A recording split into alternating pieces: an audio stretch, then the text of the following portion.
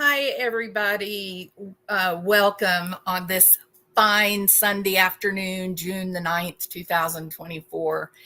It is like 1:45 in the afternoon, and I just got off of the panel on Granny's Watching channel. And, you know, the reason that I went up, I've been pretty vocal that I have a real disagreement with Christopher Proudfoot based on things he himself said, his own behavior towards other people. I've said that clearly. Don't apologize for it. Can't help it. It's just my reaction. And yes, I wonder, I feel like if someone has a propensity toward aggression and violence, I think when there's a missing child in the home, I think you have to look at that person, right? And so, I do think that of the three parents involved, I look toward him, I think initially primarily that Christopher Proudfoot might be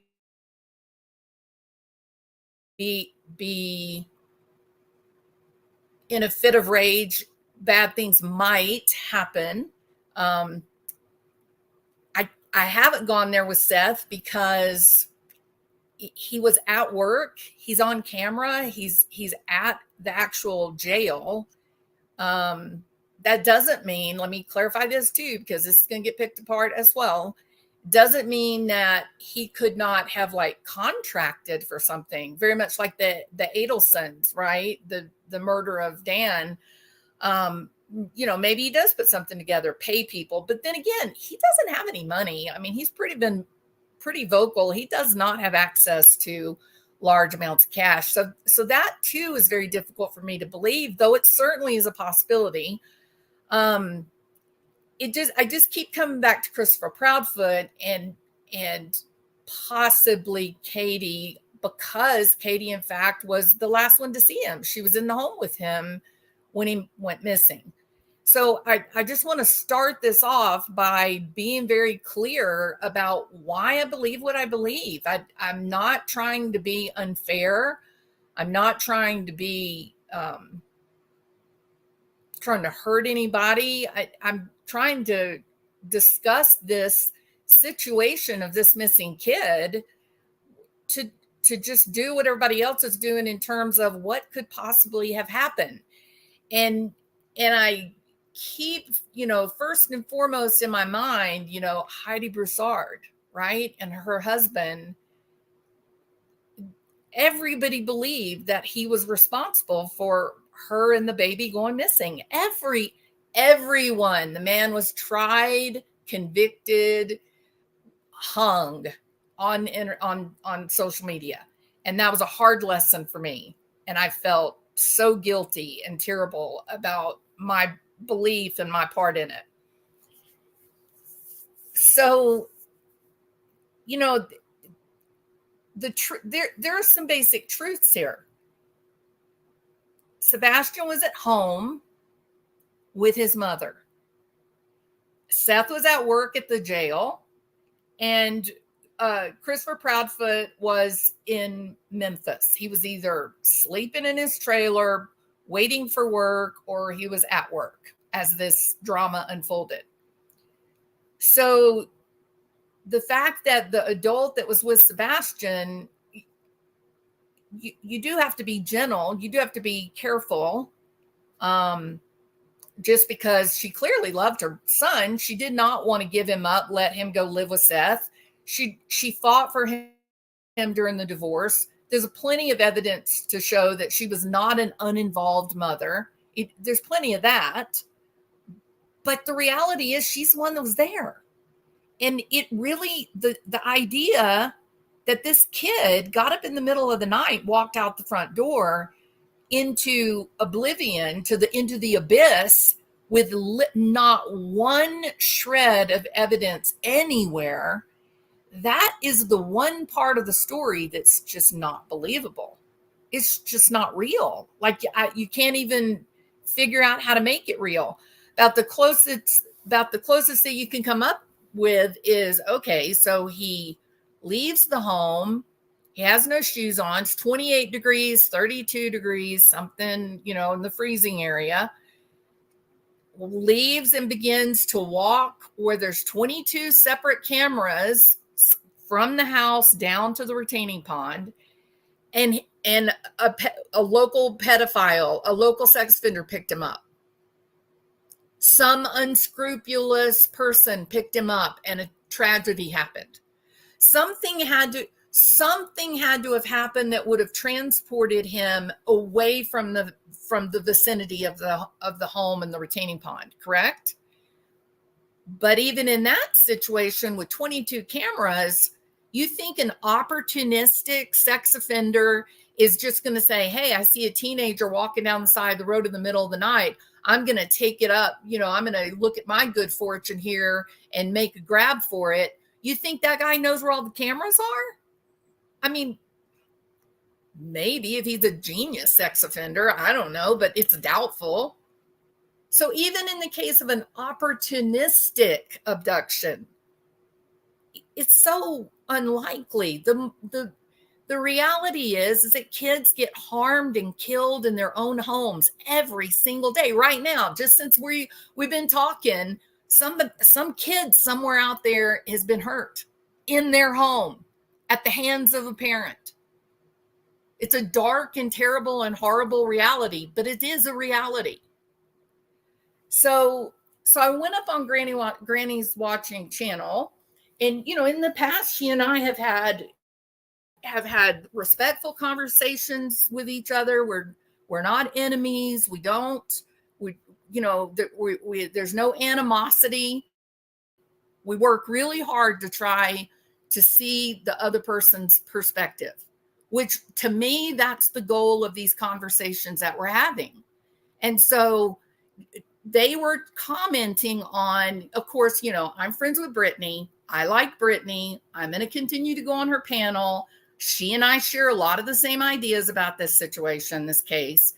And so when I was on the panel last night, Seth came up. It wasn't planned. He was responding to the conversation that we were having. He came up. It was a good conversation. He answered some questions. He said that he did not fool around with Katie when she was 12, 13, 14 years old, that she was 18 or up. He said, I think his exact words were, she was of age. I don't know what of age is in Tennessee. Is it 16, 17, 18, 21 perhaps? I don't know. But his words were, she was of age. I know that she was 18, I think, when she had him. He's now 15. So that brings you right to 17 years old when he was born.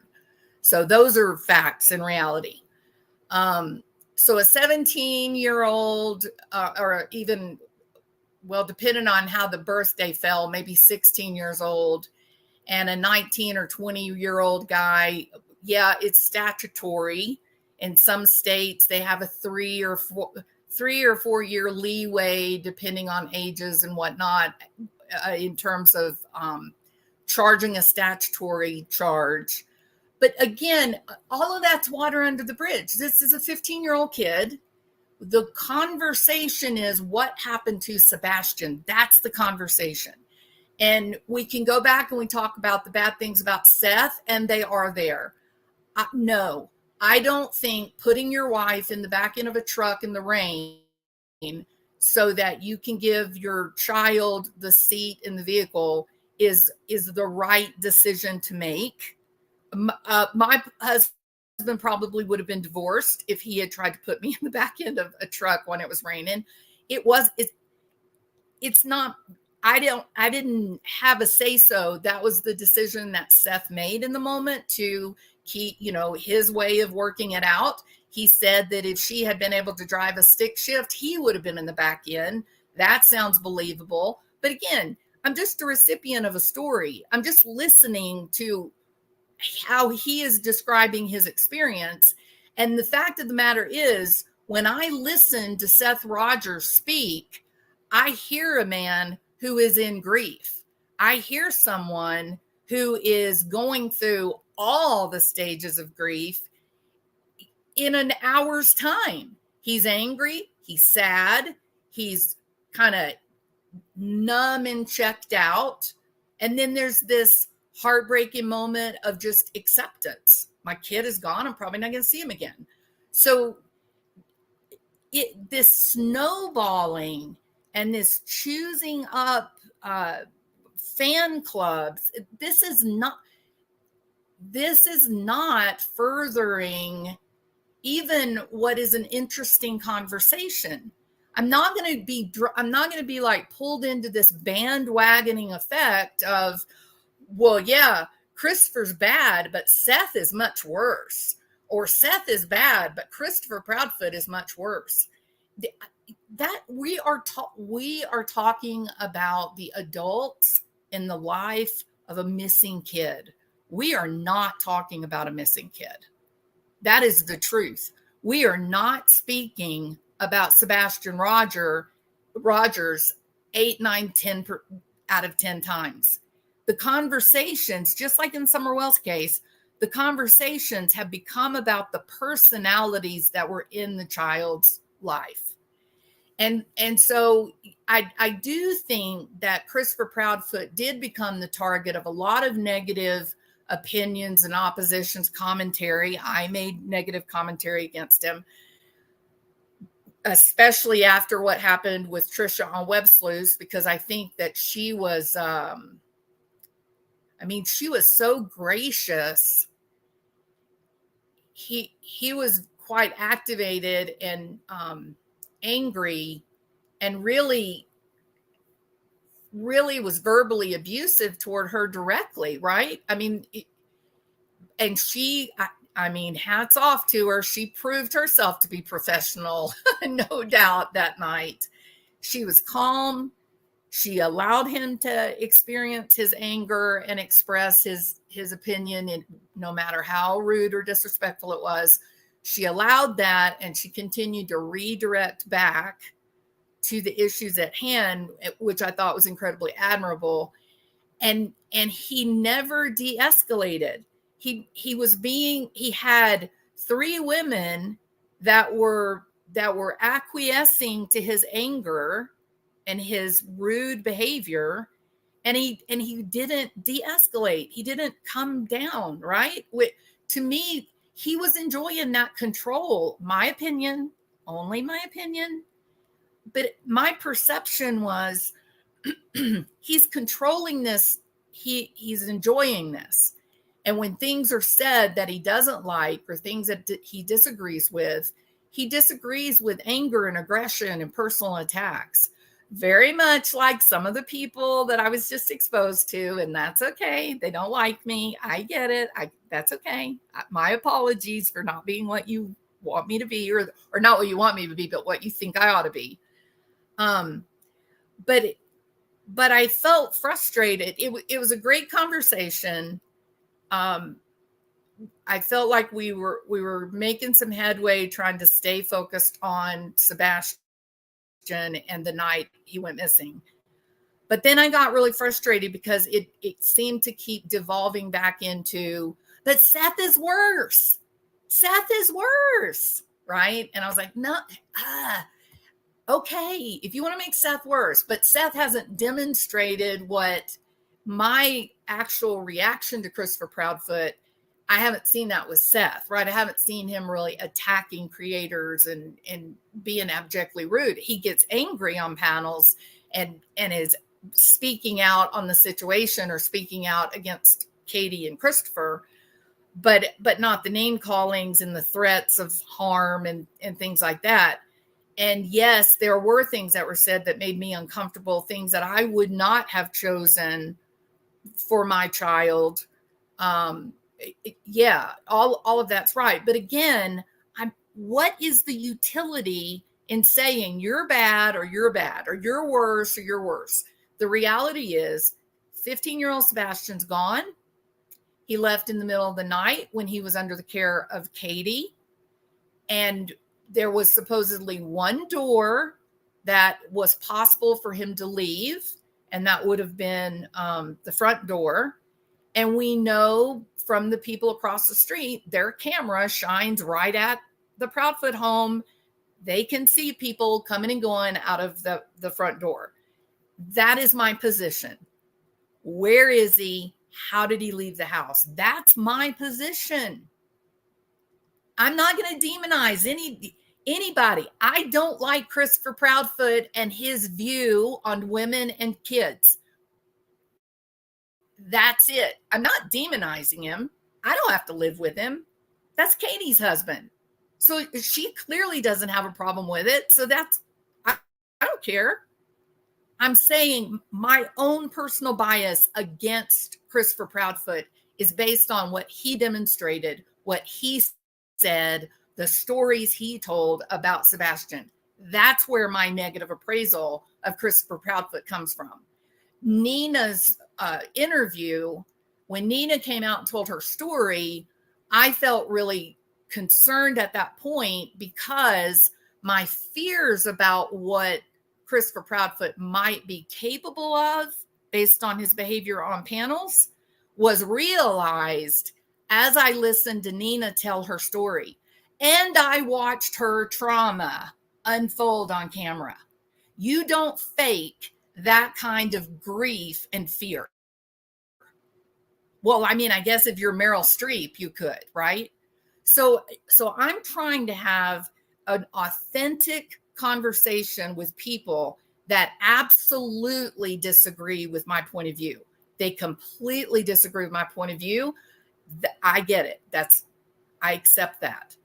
But isn't it okay to have an actual polite conversation about our differences? Don't we learn from that? Just like Chasing Truth came up on panel. She has different ideas than I do, but she came up, she read facts, and we have agreement. There's things that we agree on. We have clarification. She was able to clarify. Yes, it was in fact below freezing the night that Sebastian went missing. It was not 50 degrees. It was not. When he walked out that door, it was not 50 degrees. That's fact. We both agree on it. And I am appreciative to Chasing Truth. So appreciative. The other side of it remains this, he's not Tupac. Thank you, Danny P. He's not Tupac. Yes. Talking about Christopher Proudfoot. He's not, kicking people, dragging them down hallways. Yes. The other part of that is this question of, the DA. And I interjected that in the conversation because they were saying the conversation was, this is not a criminal investigation. I think that was the way it was stated. Again, I know you guys are hanging on every word. So if I misstate it, it's simply because my memory, I got it. But I think it was, this isn't a criminal investigation. The police came out and said there's no evidence of foul play. I think it was that type of idea, right? And I said, but if that's the case, why would the DA comment on it? And I kind of think that's exactly what I said. And then it was like, oh my God, no, the DA didn't say anything. The DA never said anything.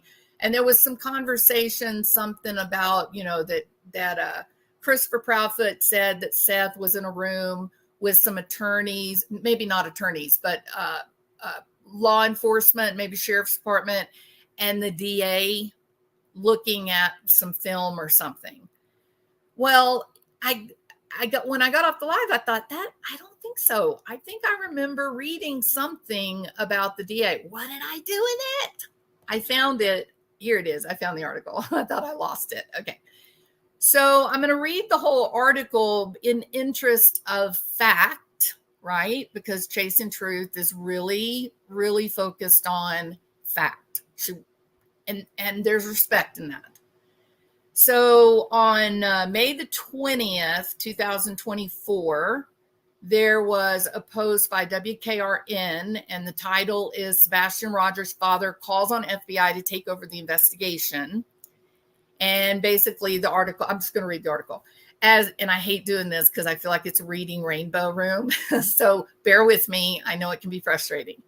As a search for missing teen Sebastian Rogers approaches the 3-month mark, his father, Seth, is calling for a fresh set of eyes on his son's case. During a vigil for Sebastian on Sunday, May 19th, Seth shared several of his concerns with News 2. Although the Tennessee Bureau of Investigation and FBI are assisting in the case, the SUmner County Sheriff's Office is the lead investigating agency. On Sunday, Seth said he would like to see the case turned over to the FBI as the lead agency. In order for the FBI to take over the case, they would need to be requested by either the Sheriff's Department or the district attorney. This is a quote. I don't sense a sense of urgency from them. It's not their kid, it's mine. This is a child of Sumner County. I tell people when you see something, say something, and then they turn around and they tell me that they are seeing something, but they never get a response. They call the Sheriff's Department and never get a response. A lady called me. She got my number. She was like, hey, I waited over 4 hours. Nobody showed up. News 2 reached out to the Sumner County Sheriff's Office with several of Seth's concerns. In response to asking if the Sumner County Sheriff's Office would turn the case over to the FBI, they offered the following statement. We share your urgency and concern about this investigation. The Sumner County Sheriff's Office, in collaboration with our team of investigators, has been diligently working on this case since day one. We are following all leads and gathering information or gathering evidence. Sorry about that. While we cannot disclose specific details of the ongoing investigation, please be assured that we are leaving no stone unturned to resolve this case. We have been working closely with various law enforcement partners, including the FBI, since the start of the case. In addition, Seth said he had several articles of clothing brought to him after ground searches that seemed to be around Sebastian's size. Seth said more than a month after reporting it to the sheriff's office, they had not followed up. The Sumner County Sheriff's Office said they did look into a pair of sweatpants that Seth had brought to their attention, but they were not linked to Sebastian. My question would be, how do you know? Did you gather DNA from those sweatpants? Or did you just take them and show them to Katie and Chris and say, does Sebastian own a pair of sweatpants like this? If I were Seth, I would want to know that. Seth also voiced frustrations after driving to North Carolina to follow up on a tip about a possible sighting of Sebastian. Once he got there, Seth said he was not able to review surveillance footage and was told he would have to go through the local sheriff's office. He says, I just wanted to see his body language and the way the child was walking to see if it was possibly my son. The lady, her and her son, I would like to say thank you because that gave me a little bit of hope. The Sumner County Sheriff's Office said they reviewed the footage, which proved not to be Sebastian. And then there's another comment, this one by Chief Deputy Eric Craddock. He says, we understand the frustration in such situations. When dealing with interjurisdictional cases, there are protocols that need to be followed to ensure proper chain of custody and integrity of the investigation.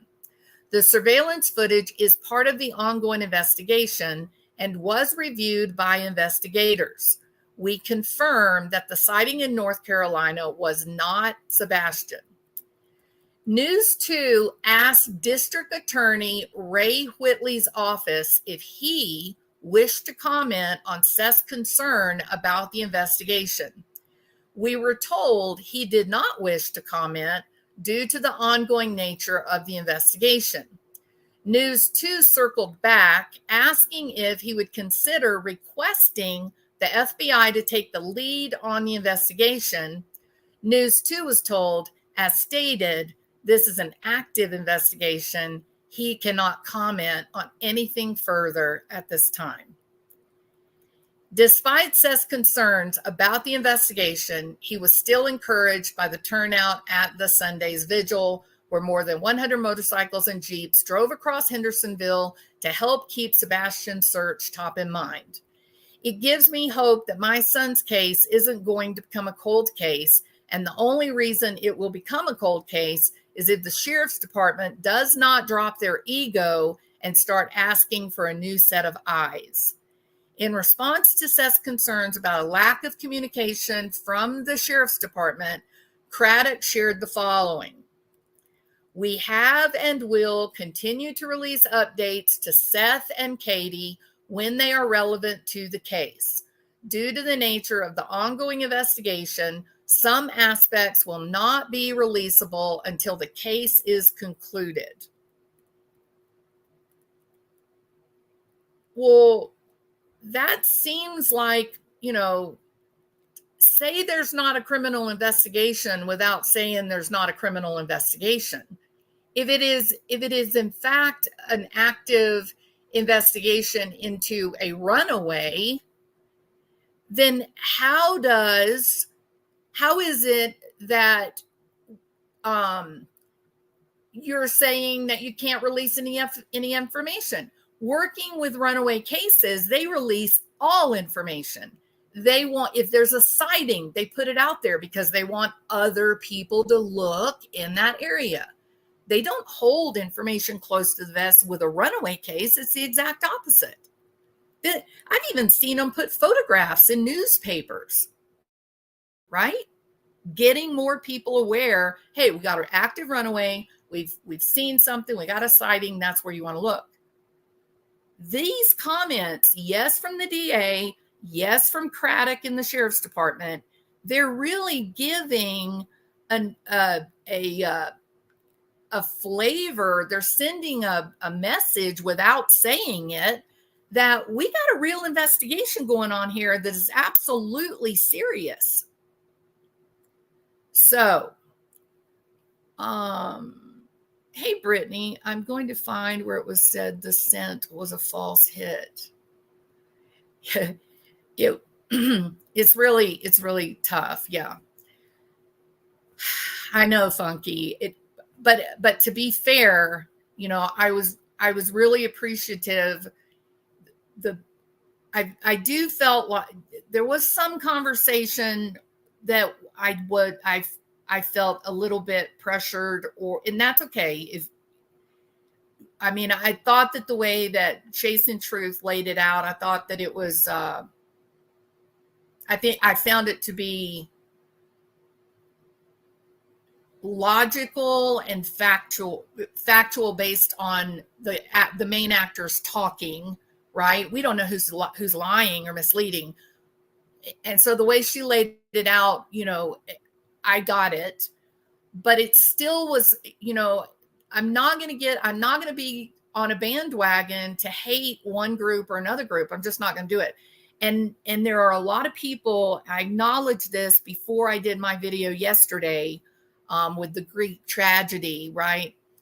I know that there are going to be people that are going to be really downright furious that I kind of put Katie in the crosshairs in terms of theory.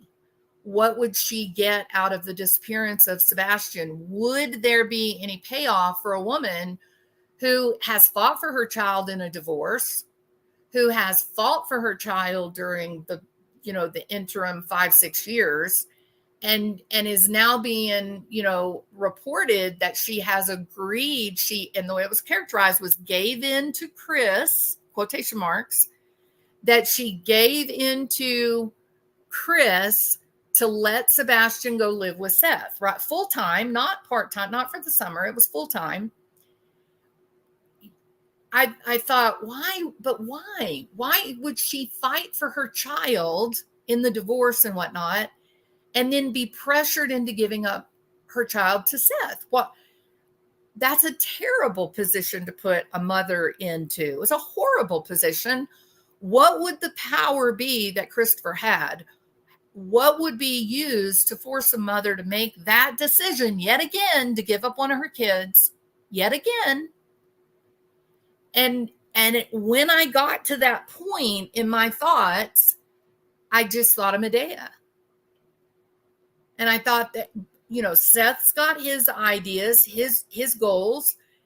Christopher's got his ideas and his goals. And Katie's just this pawn in between them.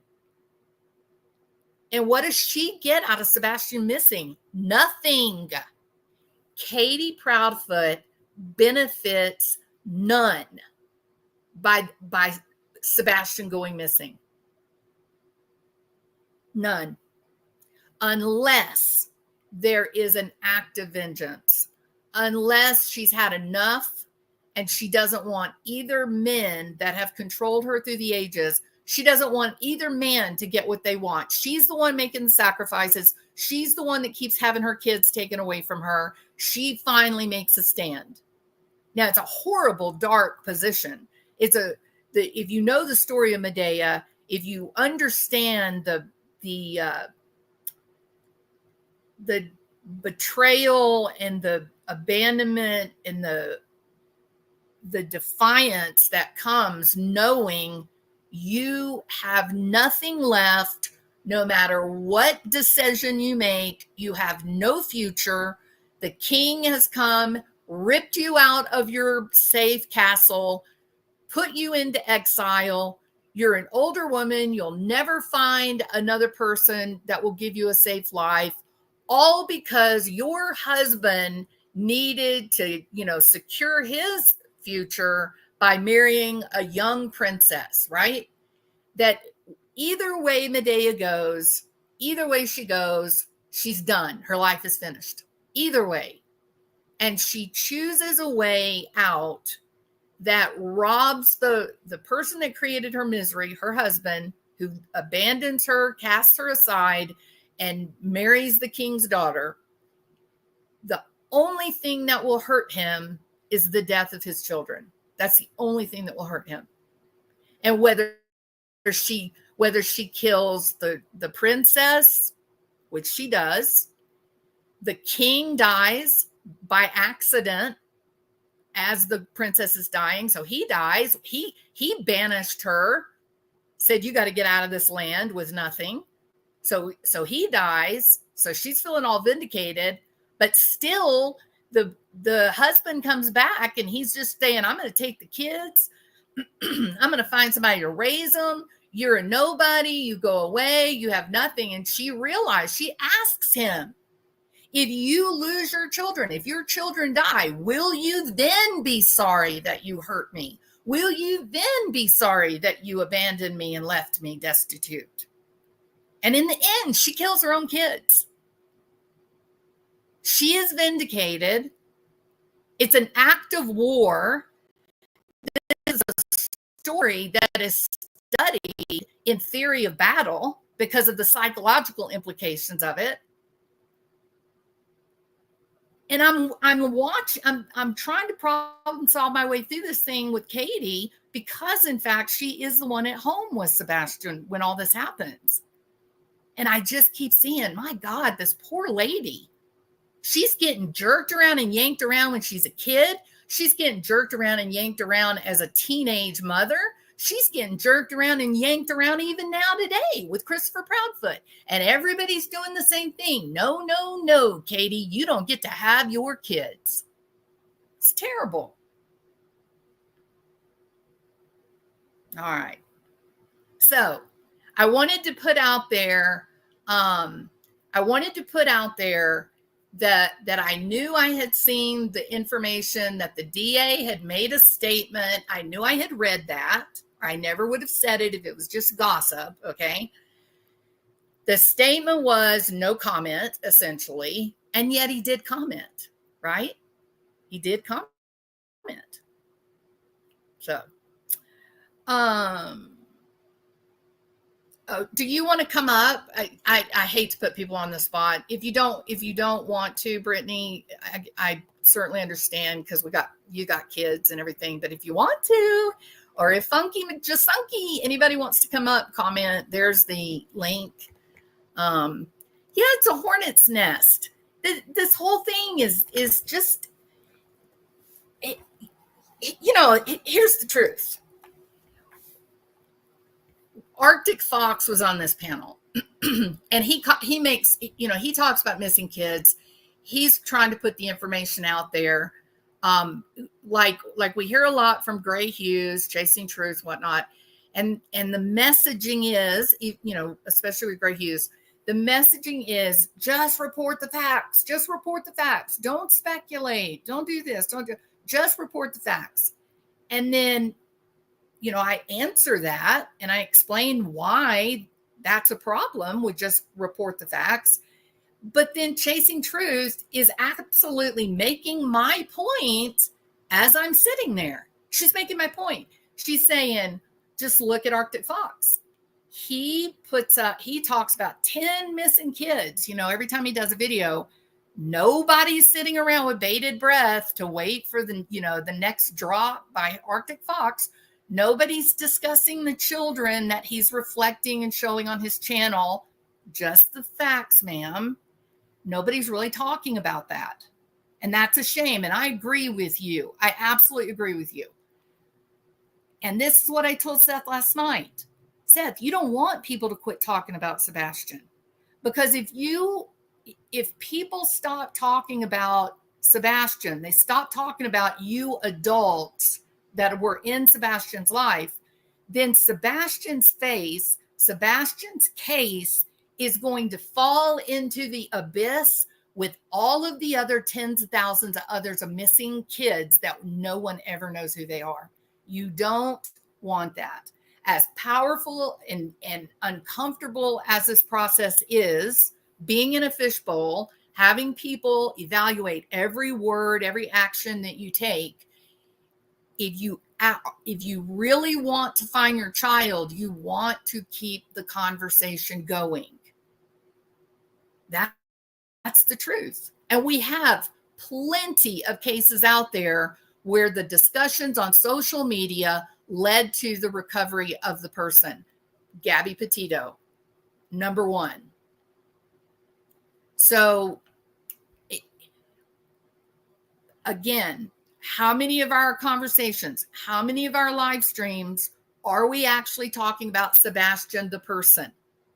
How many of our live streams are we actually discussing the adults that are in the life of Sebastian?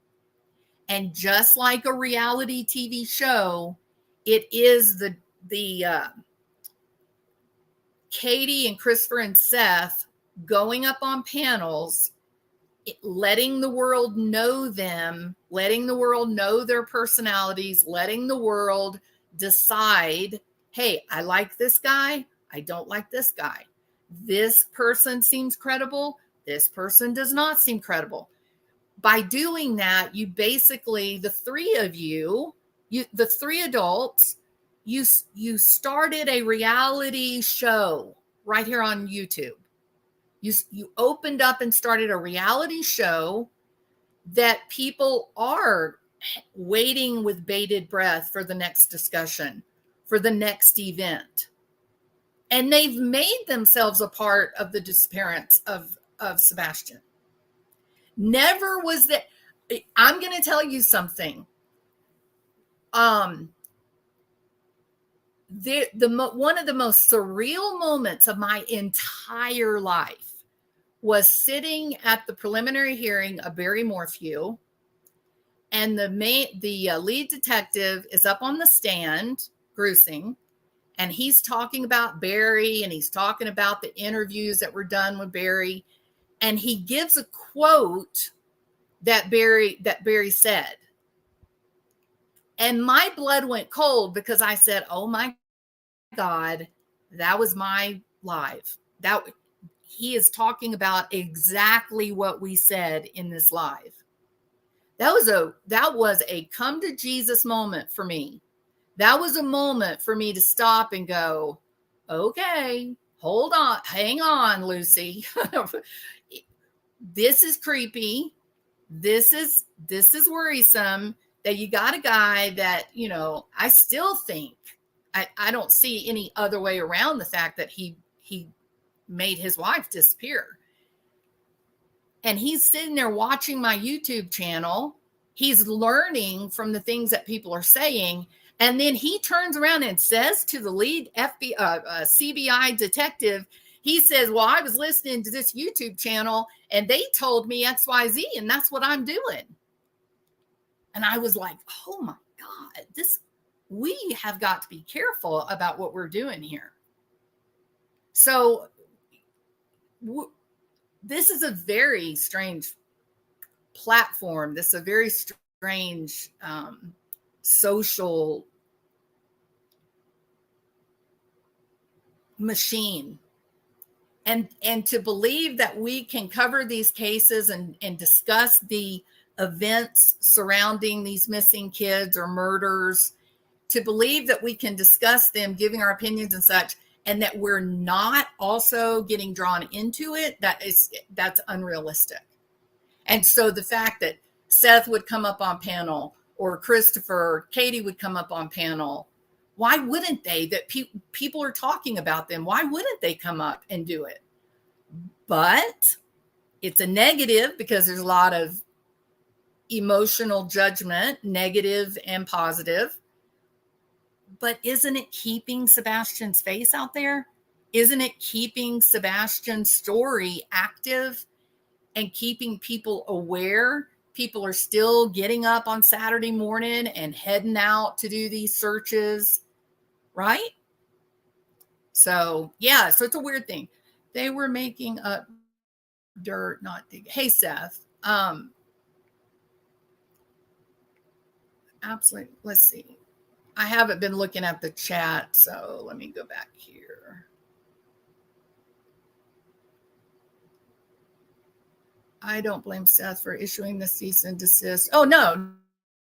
If somebody said that I was a predator, absolutely. And I said that last night too. I said that last night on Brittany's channel because I was like, why would you try to stop searching and discussion about your missing kid? That's just crazy. And it's going to make other searchers in other cases not want to be a part of that, correct?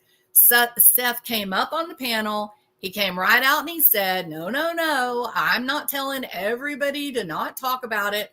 It was specifically these people that are just saying horrible things. No, you absolutely can't go around accusing people of the very worst act against human nature that there is, which is, pedophilia for sure.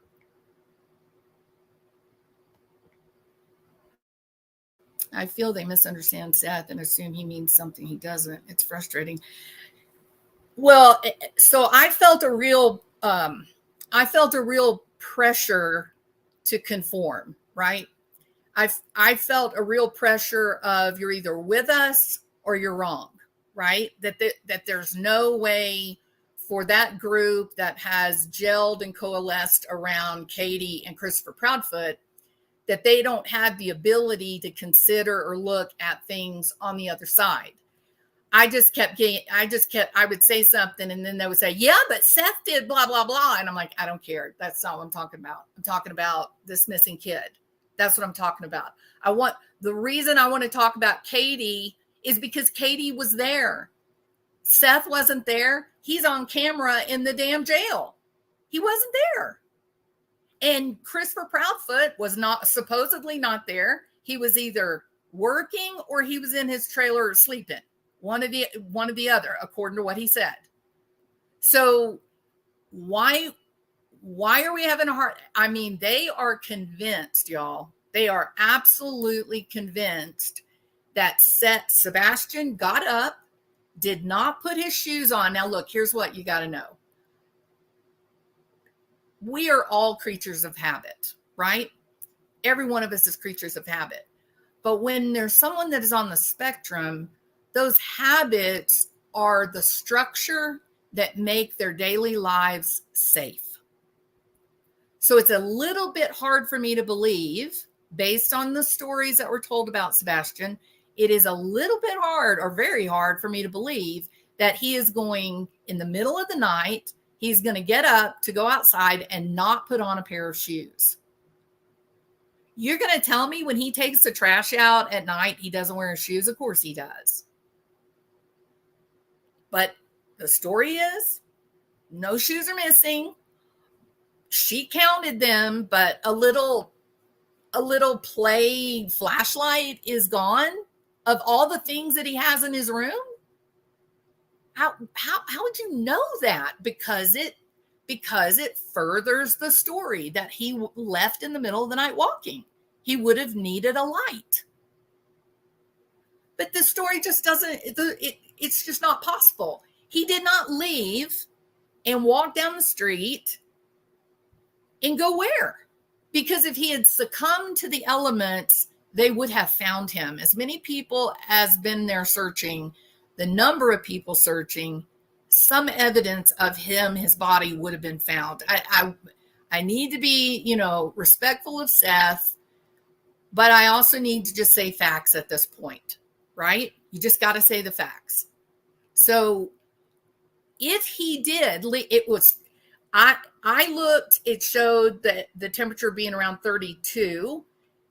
Chasing Truth said, she read an article that said it was 28 at the time that he's supposedly missing. So I assume that's midnight.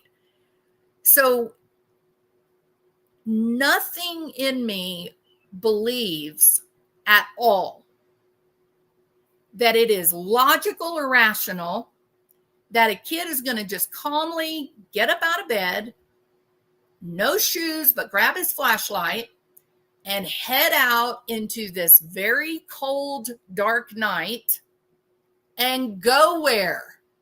Where do you want him to go, people? Where do you want him to go?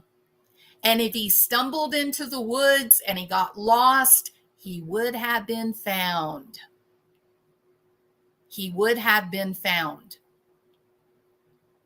There are 22 cameras from the Proudfoot house over to the retaining pond. If he was walking that direction and an opportunistic criminal, sex offender, whatever, somebody up to no good stumbled upon him walking in the night, I don't know why he would have been walking there cold as hell, but that's the story they want to go with. If an opportunistic person stopped to abduct him, to carry him outside of that 5-mile radius, those cameras would have picked that up.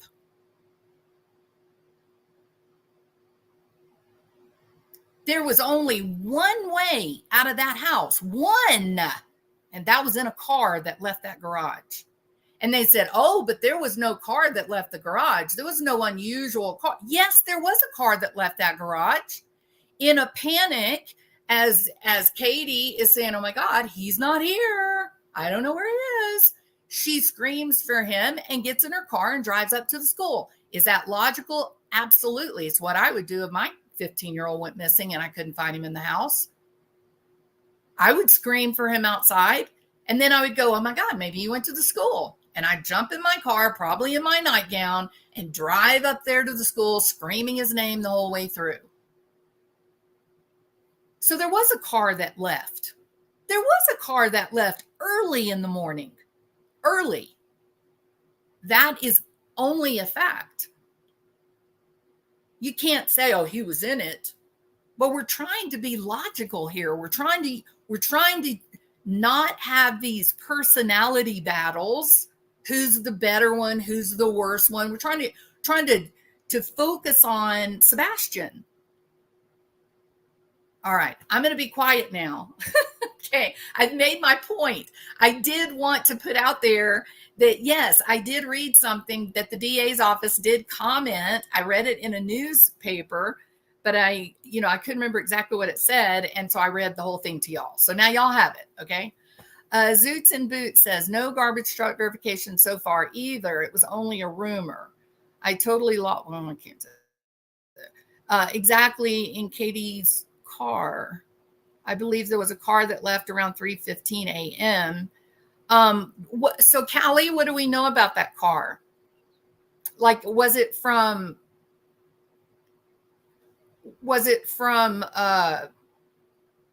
the neighborhood, or it was like a strange car coming through? It's the same group with all the shenanigans as Shanann Watts. It's just the researchers have taken the lead in Sebastian's case, and the main creators fall back to researching and building their little empire. That's a very interesting point of view, Rachel. Seth, if you were still here, I have a question for you. Unique Boutique has a question, Seth. Misty Firefly, Jules wouldn't mind Brittany standing up for herself, and Jules. No, Brittany is. Why is there? Please don't mention other channels. Woo! Everybody calm down. Everybody relax. We're having a conversation. And if you want to yell at me and tell me I'm wrong, you can come up on panel and yell at me and tell me I'm wrong. I'm good with that. This is this needs to happen. It's time. All right. Be safe, Brittany. It's just my feeling. Danny B. I would have been so easy for law enforcement to check on the garbage company to see what time and what truck was actually in that neighborhood. But Becky, don't you think they would have? Like, don't you think they did? Because here's what I think. I think there is a criminal investigation. I think they probably have done these interviews and they're holding this information close to the vest. Thank you, Southern Soul. I don't think so, Brittany. No, I don't think so. I think people are pretty dialed into their opinion, right? And I really have for like the past 2-3 weeks. I took a step back and I tried. I said, okay, hold on. I'm gonna like listen to all the pro Christopher Proudfoot stuff, anti Seth stuff. I want to see all of it and see what am I looking at here that's wrong. And it's just the same. It's just people chose who they like more. But it doesn't take away from the facts. And the facts are Katie was the one that was home with Sebastian. And to now, there's simply zero evidence Sebastian ever left that house. And I think the cops actually said that to Seth. I think the cops actually said, right now, we don't have any evidence that Sebastian even left the house. So, remember Letitia Stout, Gannon Stout? You remember that? How did she get Gannon out of the house? Do y'all remember?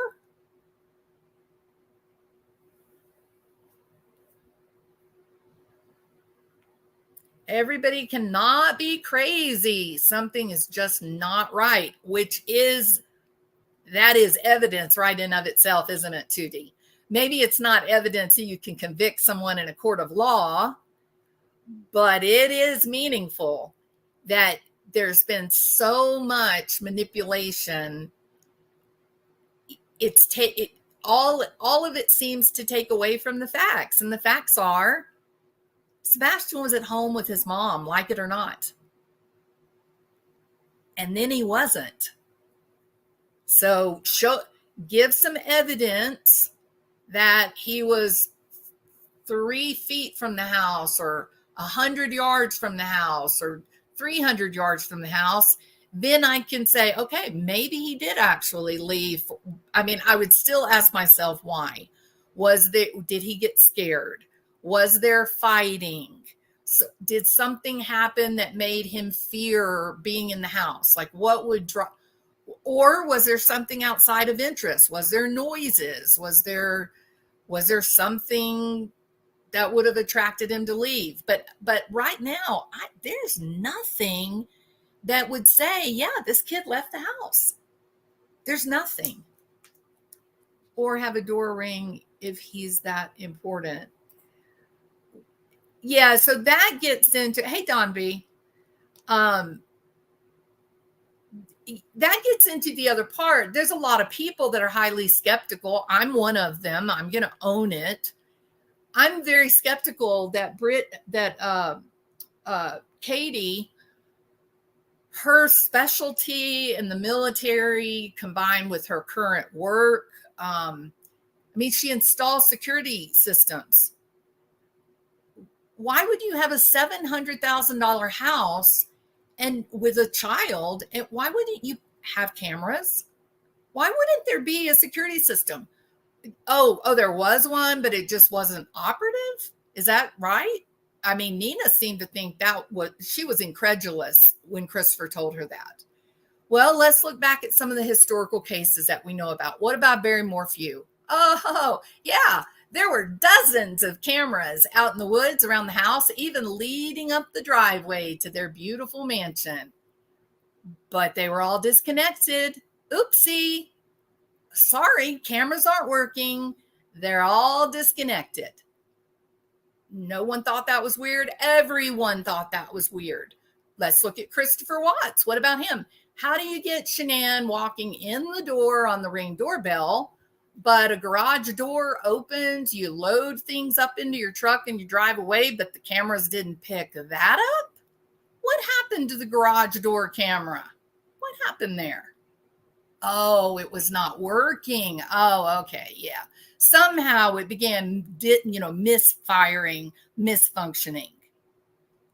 It's not unusual when there's going to be foul play. It's not unusual for people to suddenly have a system that is inoperable. You don't think the cops know that? You don't think when the cops go and look and say, okay, we got cameras, but they don't work, or you didn't have them on, or they weren't hooked up, or whatever. You don't think the cops put that down as a piece of evidence in and of itself? If for no other reason, then it's correlational information.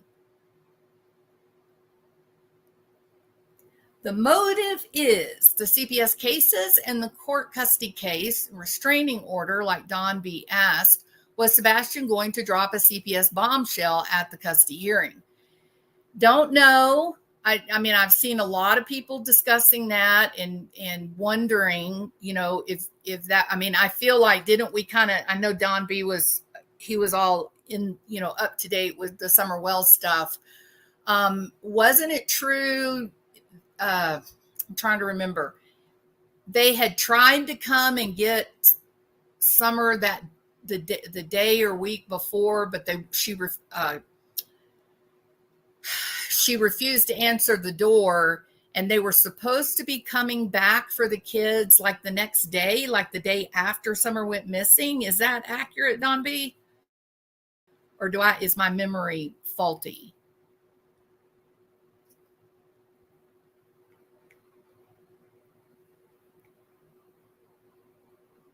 Or yeah, funky Jasunky. What about the accidental resetting of a cell phone like we saw in the Madeline Soto case, right? Yeah. Yeah. So the truth is, Candace and Dawn, Summer and the kids, there were some complaints against them, and CPS had been trying to interview them, and they were supposed to come the day after Summer went missing, and of course she went missing before they had a chance for that. So I'm not going to speculate on the CPS cases with Sebastian. I know they were there because you have a lot of people that are in the know that have admitted that they were active, that they were there. But what I'm going to say is this: if I refuse to speculate on things like CPS, where documents are protected and whatnot, at the very least, we know this, like, to be fact, that you don't have to speculate on. There was, in fact, a hearing coming up related to Faith, a hearing where Christopher Proudfoot was wanting custody of Faith, his daughter. And he was of the opinion that Faith could not be in the same house at the same time with Sebastian for whatever reason. I'm not going to speculate on what that's for. And Christopher, had put pressure on Katie to let Sebastian go live with Seth. Why? Well, I mean, it's not a very far leap to say, well, that does pave the way to allow faith to come into the home. So I mean, there's motive there that's not exactly nefarious or horrible or evil, that doesn't rely on CPS, involvement, that all by itself does in fact make sense. The heartbreaking part of that is Katie being under pressure to give up her child yet again. That's the heartbreaking part of it. It's terrible. Absolutely. Katie's been so badly treated. I don't even want to get into that. Many do go missing right before CPS interviews. Yes, Tommy. We know that and this is directly related to Madeline Soto's situation, I think, my opinion. We know that kids that have been SA'd for a long period of time, they are now entering a very dangerous period of time in their life between the ages of about 12 to 15. That is usually when they go missing or they get killed by the parent, because you can readily control a child up until 12, 13 years old. But then when that child begins to go through puberty, the discussions at school and with other kids begin about what is sex, what is sexual activity.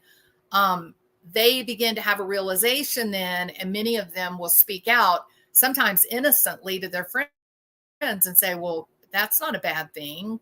What about this? Or they'll go to a counselor and make an outcry. So the abusers are really aware of that critical period of time when puberty sets in, that now they're losing control of the child. And I've seen some pretty crazy situations where the kid recognizes their power, they sense the fear of the offending parent, and they begin making demands. Okay, if you don't want me to tell, buy me a new car. If you don't want me to tell, send me to Disney World. If you don't want me to tell, blah, blah, blah. So those situations happen too. I mean, I know that is a heartbreaking thought. But hey, people choose survival, and you can't judge what other people do that have been exposed to things that you have not. You don't know what it's like to walk in their shoes. You don't know what it's like. Their view of the world is different than those people that are blessed with a safe and nurturing upbringing. So we have to be very careful about how we attribute who's demonic and who's not. We got to be careful about that. Children realize they don't have to take it anymore, especially the abuse. Absolutely, Tommy. And it does coincide with the age of the child. Yes. And Callie said, yeah, there you go. Makes me tear up thinking about Sebastian speaking out, asking for help, and the CPS worker scolded him. I heard that story. I've heard that. And my brain goes, that doesn't ring true. I see a lot of CPS workers. I see a lot of these people come in to tell, if you are a CPS worker and now you're telling a child not to make an outcry, that it goes directly against their training, y'all. That goes directly. CPS workers are told, whatever that kid says, listen. You don't have to act on it. You don't have to make a judgment on it, but don't you stop a child from talking. So it's hard for me to believe that the CPS worker would do that right there in the house with the mom and the stepdad there. That's the story they told. Not going to call them liars, but that is not what their training teaches them. The training is protect the child at all costs, do the investigation after the child is in a protected environment. And then if you do the investigation and then you realize, okay, well, maybe it's not as bad. Maybe we need a parenting intervention. Maybe this needs to be, referred up for training. But you never stand there at the initial interview and say, now, don't lie against your mommy. Your mommy's not going to hurt you. Your mommy's not going to. Why? Oh, you're just confused. You're just confusing your abuse with another story of abuse. No, that any CPS worker, any government worker having to do with family courts, that flies completely in the face of their training. So, yeah.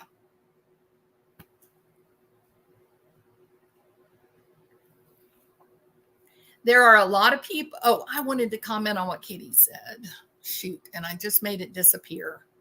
I'm sorry, Katie. I was going to comment on it. That's why I put it up there. Where is it? I'm going to have to go back so far. Katie, can you put your comment again? I don't know why I did that because I'm a bonehead. I was in the hot seat, Brittany. Yeah, they were either trying to convert me or they just flat didn't like me. So, but I was treated kindly by the people on the panel. So, you know, I do want to be fair all the way around. I know from my own personal experience, my son diagnosed with Asperger's can stay home completely safely since he was 11 for up to 10 hours. He actually behaves perfectly. Yeah, so people, Asperger's or high functioning autism, they lead a rules-based existence, right? There's rules for everything. There's routine and habit keep them calm and safe. And so depending on level of functioning, depending on IQ, it wouldn't be wrong to believe a kid could stay that time, especially 15.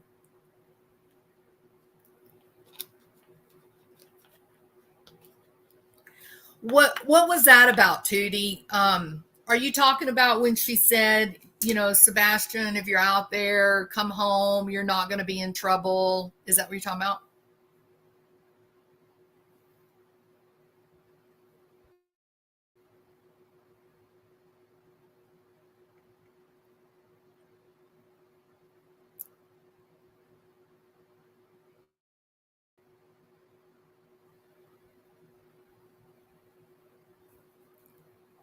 I was looking to see if Katie ever reposted or comment because I'll never be able to go back through all the comments and find it.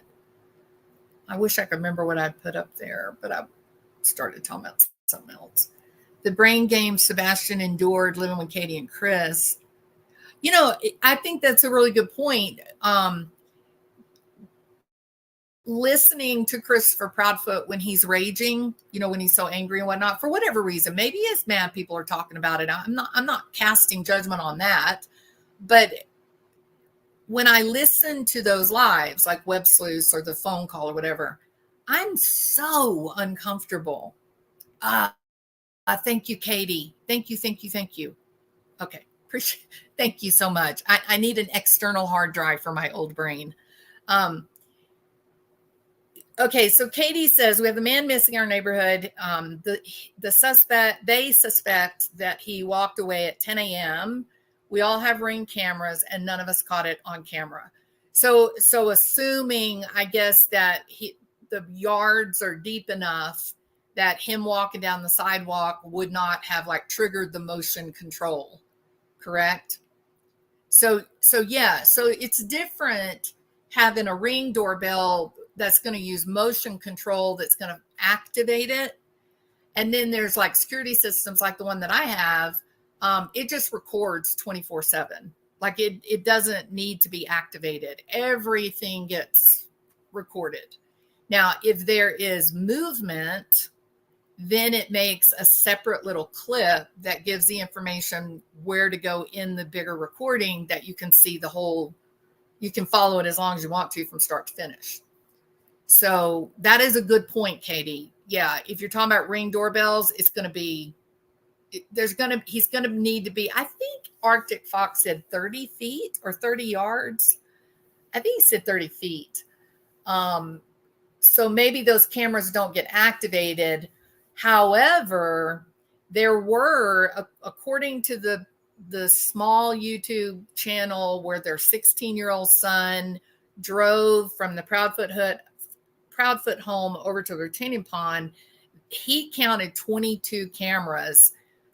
Yes, some were Ring cameras, but specifically there were some security cameras. So maybe neighborhood security, I don't know. Or maybe it was storefront security. I don't live there, so I don't know the reality. So yeah, that's a good point, Katie. No 2D, he's still missing. There have been many searches. And the searches continue, they're ongoing, right? Imagine how confusing it would be to never be able to please that cringe, twisted human interloping over your bio parents. I get so overwhelmed listening when he's raging. In that phone call, him growling like, "You stopped it. You get that information back." I'm like, dude, you are freaking me out. Why are you sounding like a rabid dog? Quit. You know, I mean, you can be mad, but what's the growling weird thing? It was so odd. Can't overlook that, y'all. You can't overlook. Have you heard Seth growl? I heard him get passionate. I heard him get angry. I heard him cry. I heard him get sad. I heard him get hopeless. Not once did I hear the man growl at another human being. Christopher Proudfoot literally growls in that phone call. You get it back. Now it's out there. You get it back. Like, dude, what? Are you in a Scarface movie? Like, what are you doing? What? Stop. You're just so ridiculously over the top with your, I'm going to control you with fear and intimidation. Stop. Be an adult, Christopher. You can get mad. Who cares? But lording over people like you're going to control them, like you're going to beat their ass. There's a YouTube creator. Oh, yeah, bruh, you come get me. You look at my arrest warrant, my arrest record. I'll hit you in your face. I'd rather hit you in your face and use my words to talk to you. Please. How old are you? Can't. I just can't. It's so silly. It's so silly. I've seen people like that, and they have been diagnosed with sadistic rages, intermittent anger disorder. My wife growls at me. Funky Jasunky. Straighten up, man. You gotta tighten up. You gotta get it together. Gotta keep the wife happy. You know what I mean? CP, yeah. I've seen people. Bruh. I feel silly. You know what, Funky? I feel silly saying it. Like I feel it feels like a caricature, right? It's just silly sounding. Bruh.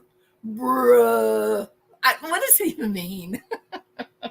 Are you so tired that you can't say brother?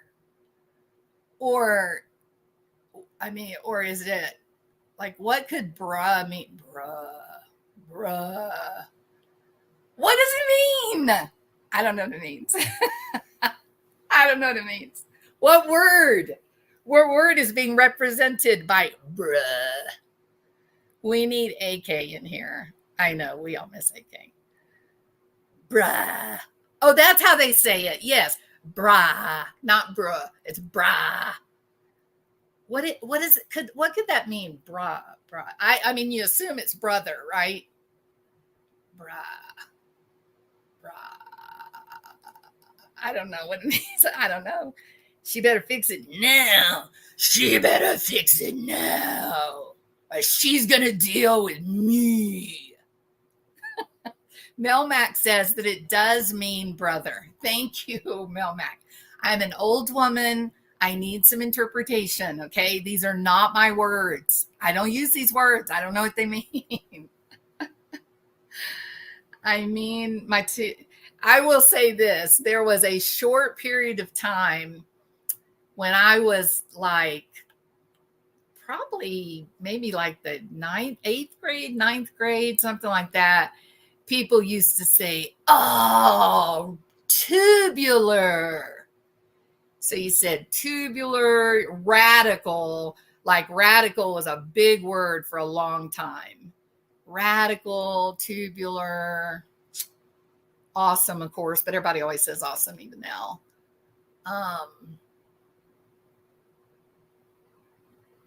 Yeah, that rad. Thank you, Rachel. Yeah, rad was one of those. Yeah.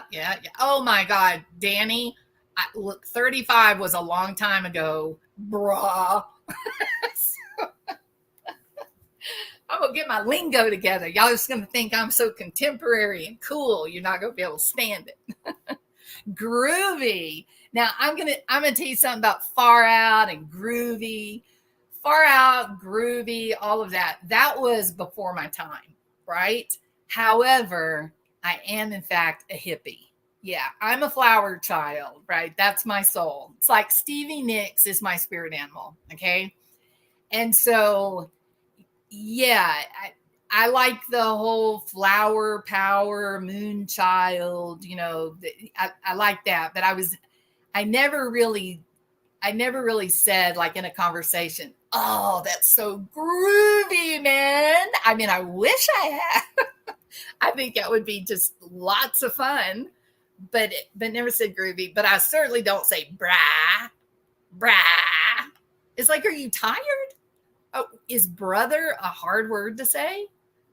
Why you say brah? It's weird. Love me some Nyx. Me too, Cat's Eyes. She is just epic, timeless, amazing. What's your favorite Stevie Nicks song, Cats? Mine is For What It's Worth. Sick. That's sick, man. Marlena, you're right. That was in my time. We did say sick or psych, like you're psyching them out, right? Yeah, you're right. Thank you for that little jog down memory lane. Stevie Nicks 5 times in concert. Amazing, Rochelle. Brah. It kind of takes a lot, though. maybe just because my twang doesn't quite work with it, right? Maybe I have to really think about my muscles and my jaw and whatnot to say brah. Like, you have to open your mouth up and kind of brah. Kind of open your mouth. It's just like, the burn, right? Yes, it's such an attractive sound too. It's not very attractive at all, is it? But it's also not very attractive to tell someone that you'd rather punch them in the face than to talk to them. That's not very attractive either. It's not very ladylike for a Georgia peach. You know what I mean? Brah. Okay. I know, Danny P. It's funny. It's just funny. Maybe she means bra. Well, she's saying bra, so she could mean bra. Bra, my bra's too tight. Bra. I need a bigger cup next time. My bra's too little. Okay. Hippies should be accepting of different social cultures, not going on about them. I know, Addie, but you know what? I have a tendency to sort of laugh at the things that, people that are like attacking me, or they're trying to like frighten other people. I just laugh at them because I'm not going to give them any power, and that's really, I don't, people can live their lives like they want to. But is bra, okay, help me, Addie. So bra, saying that, is that a cultural thing? And if so, what is the culture? No more underwires. Ladies, declare your freedom from underwire bras. Right on. Hell yeah. We burned our bras. And then we started shopping at Victoria's Secret. Go figure. Thank you, Addie. Appreciate that. It's social culture. It changes with generations. Yeah, no, I absolutely agree with you. You're absolutely correct. And I even went back and talked about, when I was a teenager, we said really dumb things. So yeah, people saying brah. Is it dumb? Yeah, but every generation of teenagers, they say dumb things. Agree. You're right. 100%.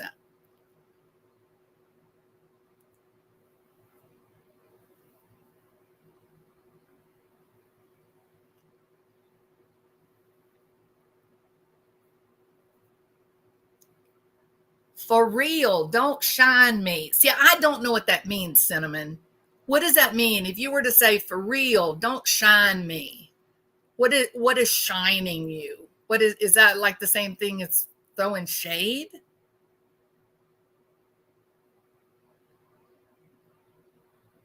Us boomers have kept up with the changing culture. Do not misunderstand us hippie boomers. I'll tell you what my daughter told me, Mystic Firefly. My daughter said, I mean, she and her friends at school, when they were like in the 7th, 8th grade, they were listening to Bob Seger and Fleetwood Mac, Stevie Nicks. They were listening to our music, even like Metallica and some of those. And she said, man, y'all had such good music. Our music now sucks. And there are actually a lot of kids today that still really like the old classic, classic rock. I'm old, but I don't judge people because before me, wait, what? I am a fuddy duddy too, Addie. I own that. I'm old, but I don't judge because people before me judged, and I don't want to be a fuddy duddy like them. Addie, I am a fuddy duddy. I am one. I have to admit it, but I do respect you for that. I still say dude. Oh, dude. Or dudette. Do you call them dudettes, or there's no gender thing allowed there? Oh, it's tight. See, now y'all are saying things, and you're right. We did say those stupid things. We did used to say, oh, it's so tight. Yeah. We boomers are versatile. Duh. I fear that Funky Jasonki and I know one another. Don't BS me. Def Leppard. If I have some stories to tell about Def Leppard, Linda. Oh yeah. Yep. I knew Def Leppard before they were known. We used to go with them. They used to play in this small place in downtown Houston. Well, not exactly downtown Houston, but toward downtown. And we went there every Saturday night, and they were there, and they were crazy. Even before they were Def Leppard. Well, they were called Def Leppard, but even before they were Def Leppard, they were, we had a good time. It's happy days. Happy days. Coming from a California beach town, dude is normal. Even today, dude is normal, isn't it? Everybody says, dude, what do you mean? Yeah. Pam dressed preppy. She was of the Breakfast Club era, right? Allegedly, Brittany's boys say brah, and she does sometimes too. I like the youngers. I've raised 4. I accept the kids for who they are in today's world. Absolutely. Yeah. Thank you, Danny P. My ex is in Porter. Would that be Porter, Texas? As in, all my exes live in Texas. And Texas is a place. That one? That Porter? Like Porter, New Caney?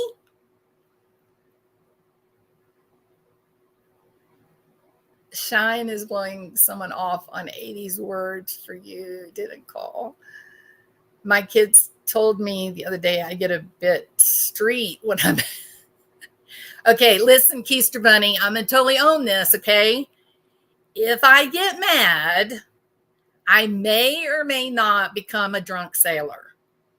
The words can get a little bit colorful. So, and I can do it. I really try to control that.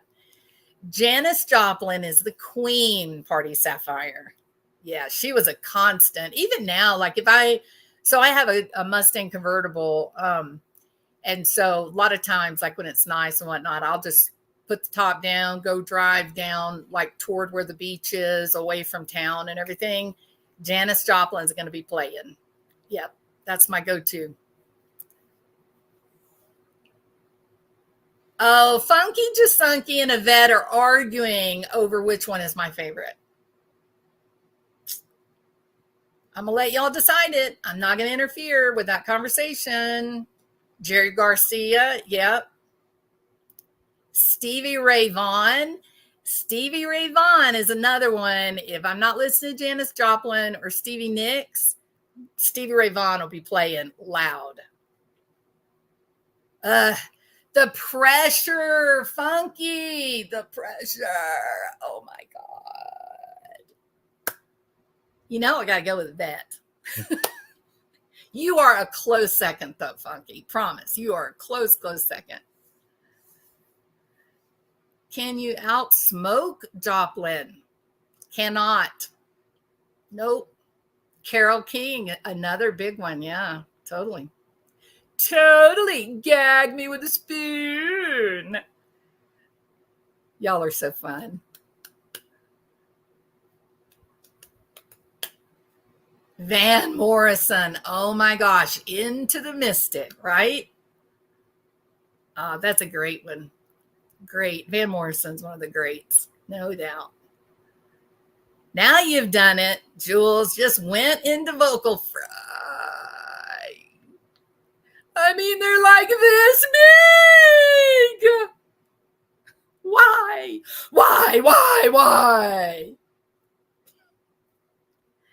She was Nicole Kessinger was queen of the vocal fry.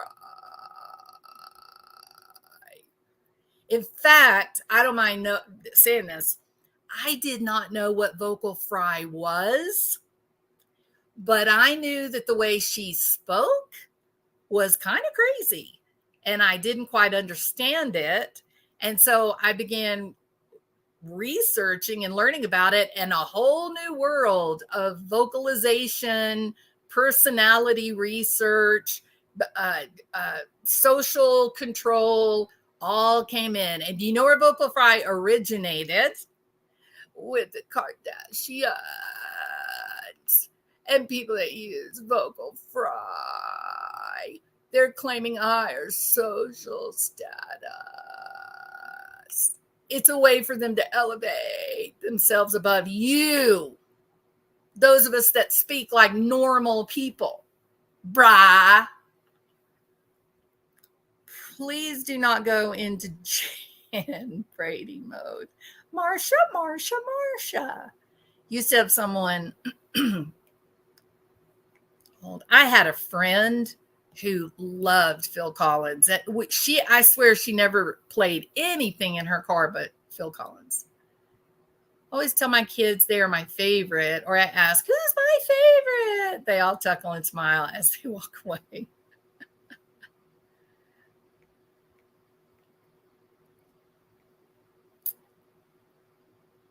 Yes, Junkie. It took, Yvette has been here from the beginning. She is OG. Tootie, you got that right. All the good, great music is from the past. There you go, Funky. And the Beatles. Hey, Jude. Don't make it bad. Gag me with a spoon. Like, oh my God. Gnarly. Fast Times at Ridgemont High, right? I will be in Texas next week for the first time. Is there still flooding and violent weather? Our weather has been so bizarre, Unique Boutique. We actually, a couple of weeks ago, we had 117 mile an hour straight line winds go through downtown and bust out high-rise buildings, desks laying in the street. It was a disaster. You would have thought that a hurricane had come through. So we're having a really bad time in Texas. We're also, according to Reed Timmer, we are also slated to see a high number of Category 5 hurricanes this year.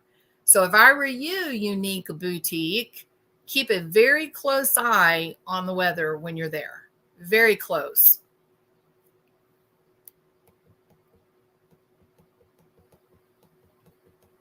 Me and Julio down by the schoolyard. I guess that's just Paul Simon, isn't it? What was the correlation, in your opinion, with Euripides, Medea, and Sebastian Rogers case? Buffalo Mountain Girl, I hope that you will watch my video, please. But to answer your question,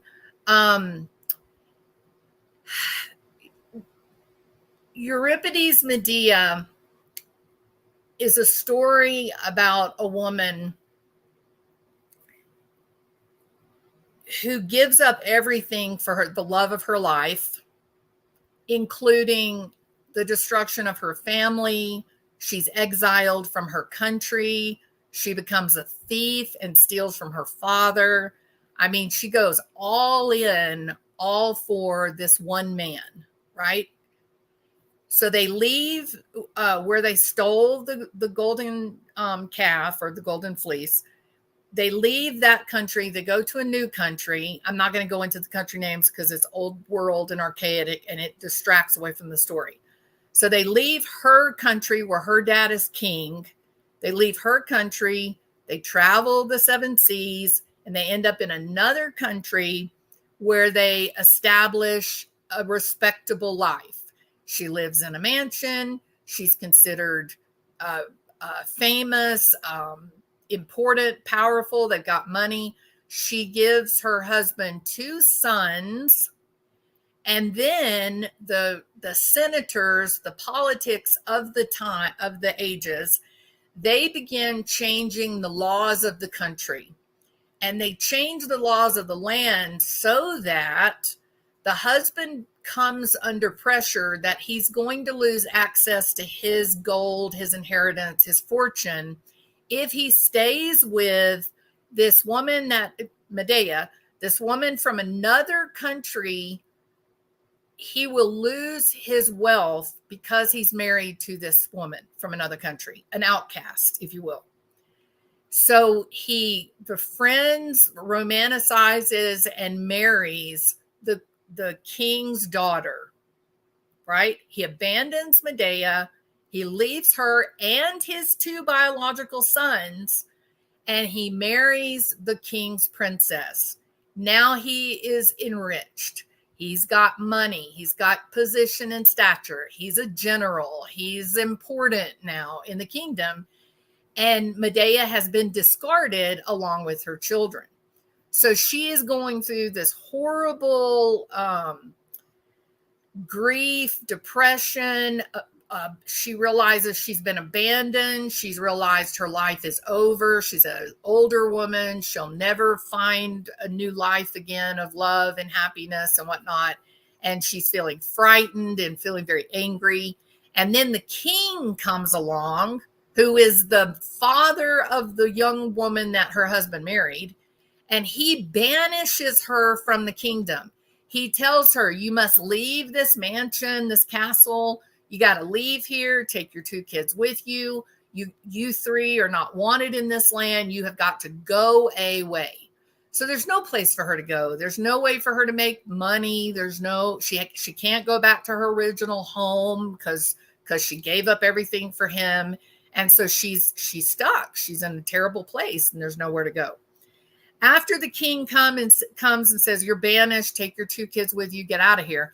The husband comes back and he says, I'm sorry for you. I feel sorry for you. I know your life is over. I know you have nothing. You won't be able to survive. You'll die hungry in the streets. But I want to save my 2 boys. I'm going to take my 2 boys, or our 2 boys, and I'm going to take them off to the countryside where a peasant family will raise our 2 kids and keep them safe. And now Medea is infuriated because she can see that there's literally nothing. No one cares about her. She is a toss away in life. And she actually questions him. And she says, if your boys died, would that hurt you? If my demise doesn't hurt you, if you feel no guilt or sadness or remorse about my demise, will your children's death harm you and hurt you? And he says, yes, it would destroy me if my 2 kids were killed. And so she begs for an extra day. She begs for some extra time. And she says, I want to play ball. I want to get along with everybody. I want to try to make everybody happy. I'm going to send a gift to your bride. I want to send a gift to the princess. I want to try to make this right, because the women of Corinth, I'm not going to describe who they are. She had some friends that said, maybe you could ingratiate yourself to another woman, and maybe the other woman would have some compassion for you. And so she says, okay, I'm going to send a gift to your wife and see if she will take pity on me, and let's see what happens. But what she does is she makes a golden robe and a crown of gold, but they're poisonous. The crown and the robe are poison. They won't become poisonous until her body heats it up, and then it will kill her, right? So she's pretending to her husband that she's going to try to ingratiate herself to survive to the princess, but in reality, she's just out for vengeance. She knows her life is over. She knows that there's nowhere she can go to save herself. So she wants to take down the people that hurt her.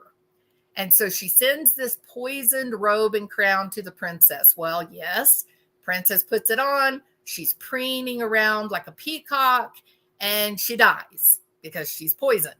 The king, her father, panics when she falls over to die, and he rushes to give her aid, and he touches the robe, and he also dies. And so her husband comes back to Medea, and he says, oh my God, my wife died and the king died. The country is without a leader, and I'm lost, and I need to take my kids and protect them. And so to harm her husband, to finally leave him with nothing, with no hope, no path forward, no wealth or position, she kills the 2 boys. Now, Medea has been retold it through classic history. There's some modern, derivations of the story, but classical history been retold 3 times. Euripides is the original playwright. It was a horrifying story, because it was maybe even the only time that a mother in Greek mythology, the mother had actually taken vengeance with her children against another person. And people characterize, I'm talking about educated people that like to discuss these kinds of stories.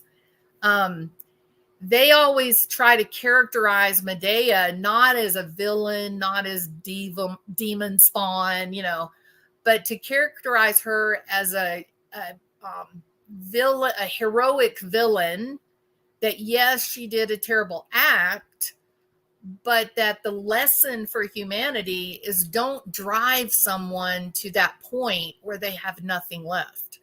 Don't put people in these situations of hopelessness. Don't discard living people who have feelings and thoughts. Be careful how you treat them, because their motivations can change when they perceive they have no hope. So even those with no hope can develop goals, and they can exact terrible acts to make those goals happen. And so that's sort of the interface. I know that was a long explanation, Buffalo Mountain Girl or Tennessee Girl. But if we look at Euripides' Medea, the character, the story, and we consider the parallels that are happening with Katie Proudfoot being torn between 2 men, Seth and Christopher Proudfoot, both of them essentially taking her children from her, if she were the one that hurt Sebastian, notice I said if, don't come for me. I'm not saying she did. This is a theory. If she did, what would have been achieved? Well, she would deny Seth the ultimate win of getting Sebastian, something she fought against 5-6 years ago and won. So Seth gets what he wants. He gets Sebastian.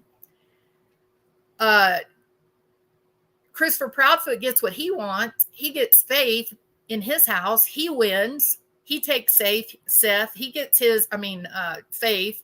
He gets the new princess in his life, Faith being the new princess. And Katie is the one that had to give up all her kids. Katie had to give up everything and wins with nothing. She doesn't get to have Sebastian. She doesn't get to have all those kids that she gave up earlier in her life. Seth and Christopher pressured her into giving up Sebastian so that Christopher could have his daughter. But Katie doesn't get anything except she gets to remain in her home. She gets to continue to live a life that is safe and of substance. There's some money, not millionaires, but there's money for food. There's a sense of safety. There's comfort. There's stature with the Proudfoot, Bowersox families. But these two men robbed children from her. They're forcing her yet again. They've been doing it since she was a kid.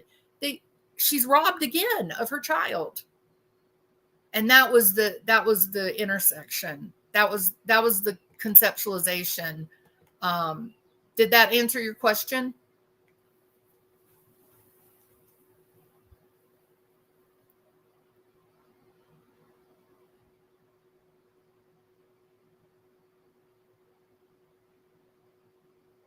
I still wonder what happened to Nicole Kessinger. I don't know, Beverly. I think it's a pretty easy guess. I don't mean I know exactly where she is. That's not what I mean. I mean, she worked for many, many years in the oil field, working in safety and an area that if you're a woman working in safety in the oil field, you're going to get a job. They're going to hire you. You check a lot of boxes. So I think she just went back to her old work. I think she probably went back to her old job, and she's probably living somewhere in the mountains of Colorado or Wyoming. She probably changed her looks a little bit, maybe cut her hair really short or something. Yeah, I think she's just living life.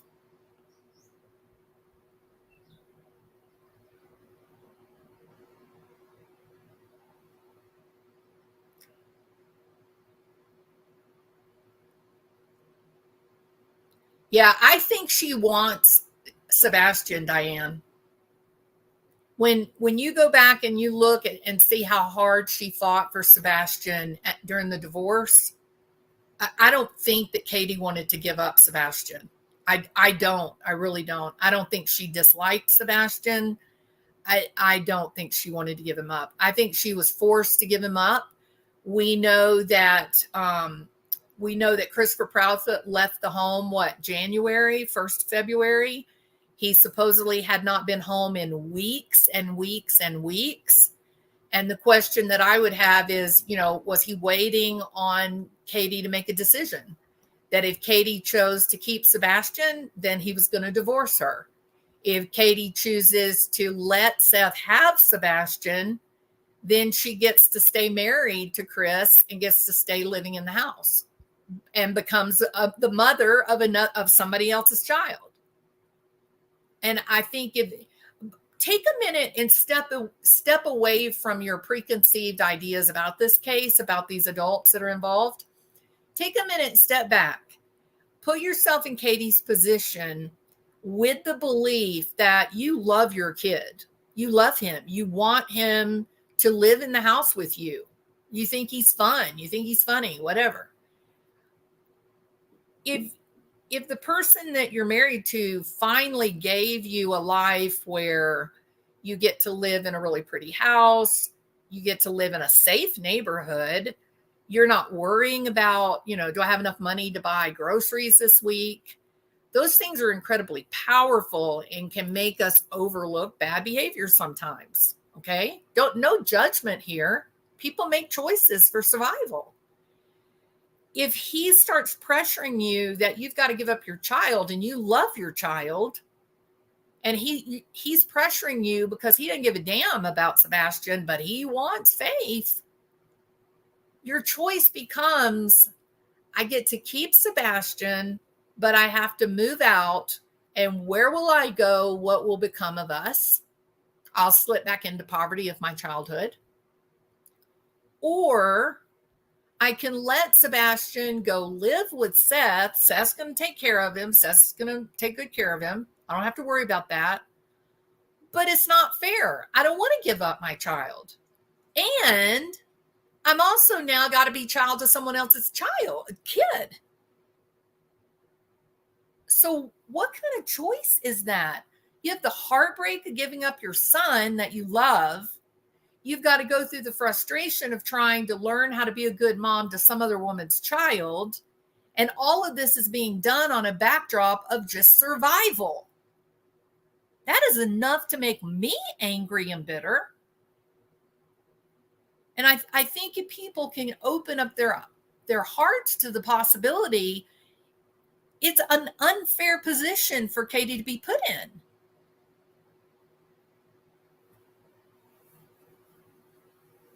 No, Katie, I would disagree, Amy. Those crane operators do make a lot of money. They do. If that's how it really is, she will grow to resent CP.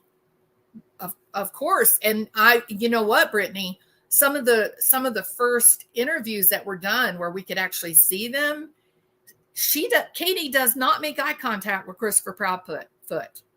She does not make eye contact with him. She actually intentionally averts her eyes to avoid looking at him. When he speaks, she looks angry. No, I think the resentment was already there. I do. And look, I own this, y'all. I do. I know that I am saying things that are not part of the normal discourse with this case. I know that. I am intentionally trying to look at this from a different point of view. Because I am of the belief that it was not likely that Sebastian walked out of the house in the middle of the night. I don't believe that. I think that there was only one way that he left that house, and it was in a car and probably through the garage. And if that's the case, then who are the people that would be able to make that happen? I never saw if Buffalo Mountain, if she answered that I answered the question or not. So I hope I did. If I didn't, ask me again. I'll try to answer your questions. They don't embrace one another either. Notice you never see them hug or with his arm around her. You did see that fingers, hands intertwined. That interview was sort of strange. To me, it feels like CP is, sad.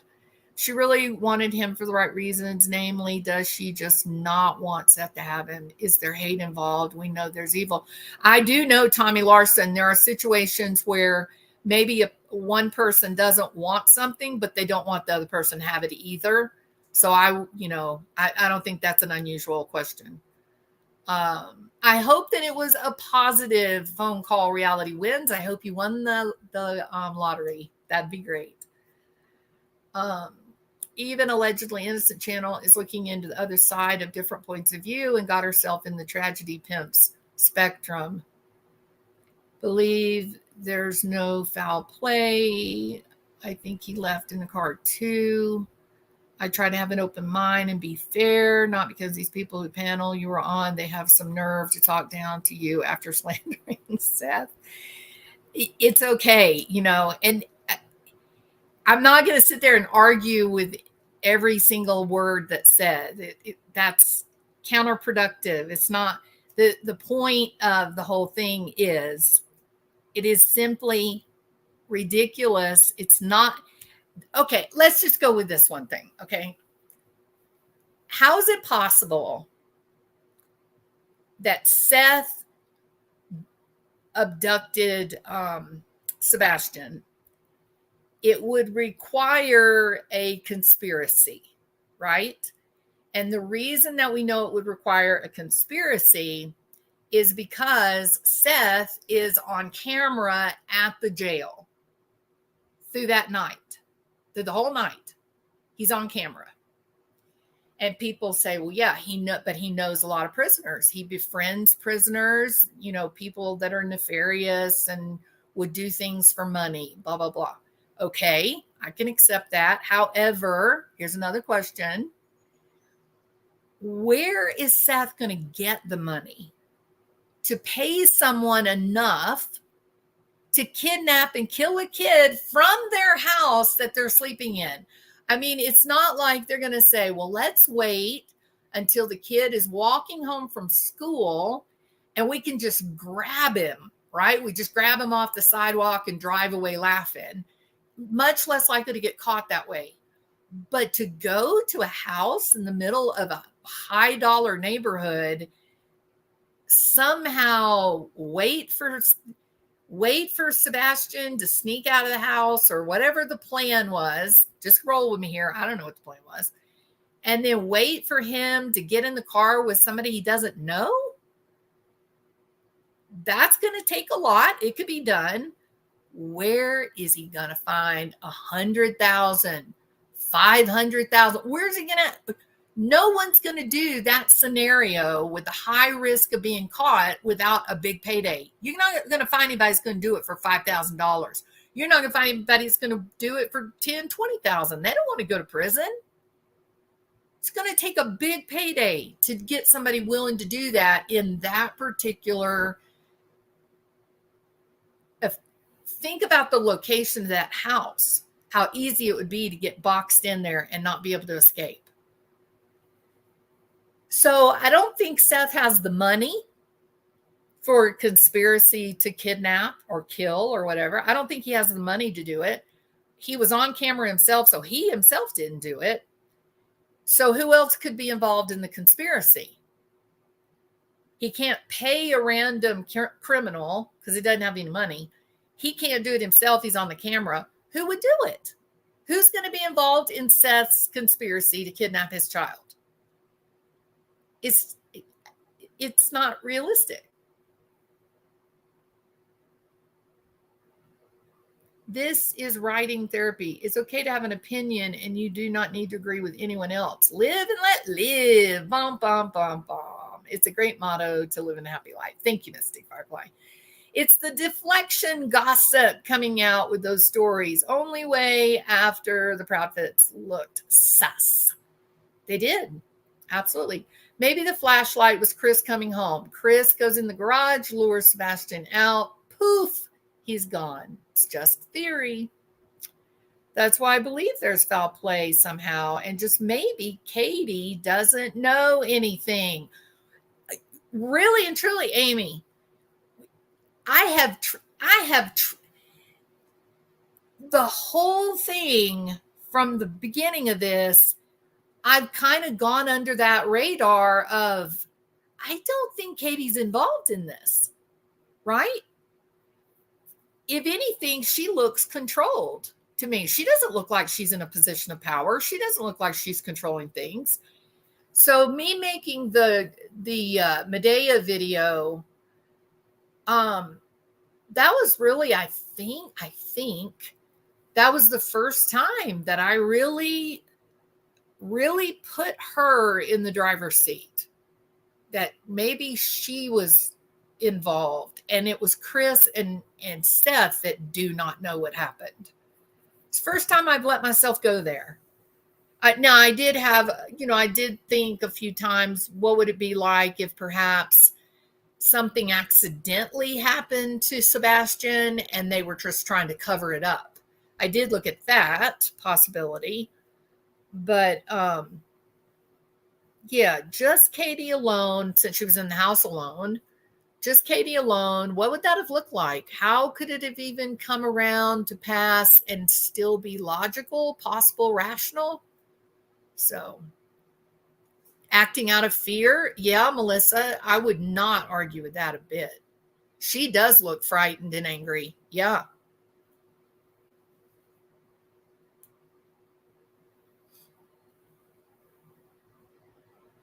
Leverage wise, is Katie valuable to Chris? Not really, right? And which brings you back to Medea. If he wants his princess Faith, if she refuses to get Sebastian out of the house, then he'll just get rid of both of them, because nothing is more important than Faith living with Chris. That's the whole Medea problem. I believe the Proudfoots may have been told to be wary of social media and the tragedy pimps and stick to official news. Oh, Rachel, they have been all over YouTube channels, large and small, all over. So many cringy, crazy interviews. Yeah, no, they really acted out. Really acted out. They have since found Cluminati's channel, and they're welcomed there. Like, they're real, like, buddied up, laughing. They make fat jokes about Seth, crap like that. So she's really sucking up to the Proudfoots, and that's pretty much now, I think, where they stay, because they found their own. They found their tribe. Now they have, but not in the beginning. No, in the beginning, I think the first interview, first interview Duchess, and then they went on Chronicles of Olivia, which I like her channel, Chronicles of Olivia, and then they began to have news media, I think. Hey, Ryan Brimmer, how are you?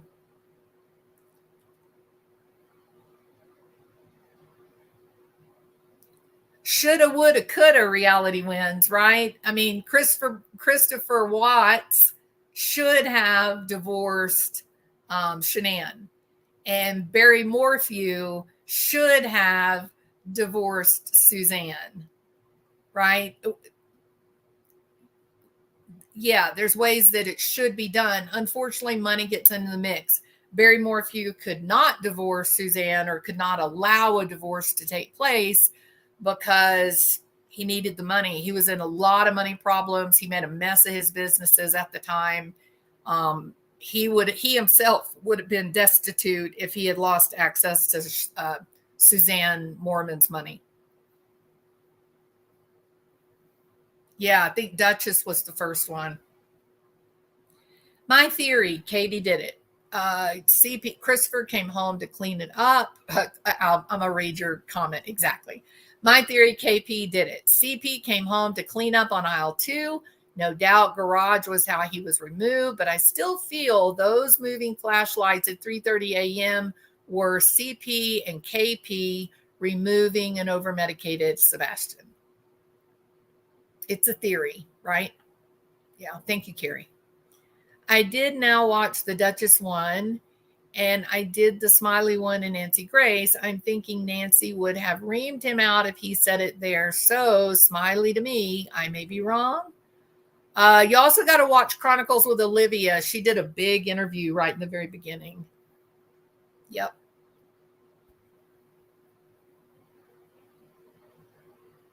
All right. Well, thank you guys for not being too hard on me. Okay. I put on my, coat of armor today, because I said, oh my God, I'm going to be in so much trouble. And you guys have been very gracious. And even a lot of people on Granny's Watching were gracious. And I'm very appreciative of that. There was some mad people too. And that's okay. We all get mad. That girl. I'm 90% on CP and KP, but if they have nothing to do with it, could he have been sneaking out for the first time to hang out with friends or something happened and the kids are too afraid to speak. It doesn't seem like, and of course, I'm always open to the idea that we don't have the accurate information. But the information that's been provided, I think, by just about everybody involved is that Sebastian really was not oriented toward friendships and relationships. He did not have any friends. And in fact, he was really behaving in some ways that would have really been off-putting to other kids. So I think it's a pretty accepted fact, potential fact, that Sebastian really didn't have any friends or buddies that he would have been meeting up with. And apparently he was fairly well restricted from internet contact with people. And so it's a little bit hard to believe that he may have met someone on the internet that lured him out. I think so. Christopher and Katie said that he had zero internet access, zero. I think with Seth, maybe there was some internet access through a game. Perhaps there could have been some comms, like in-game comms, that he could have had some contact. But the point is it doesn't seem like he really would have the ability to let someone befriend him and lure him out of the home. That's kind of what they've said, right?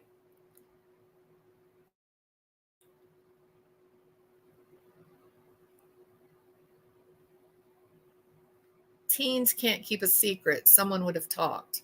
He didn't leave the house. That's what the PT, he played a PlayStation game. He didn't leave the house. What's the point? I think that's what you're saying.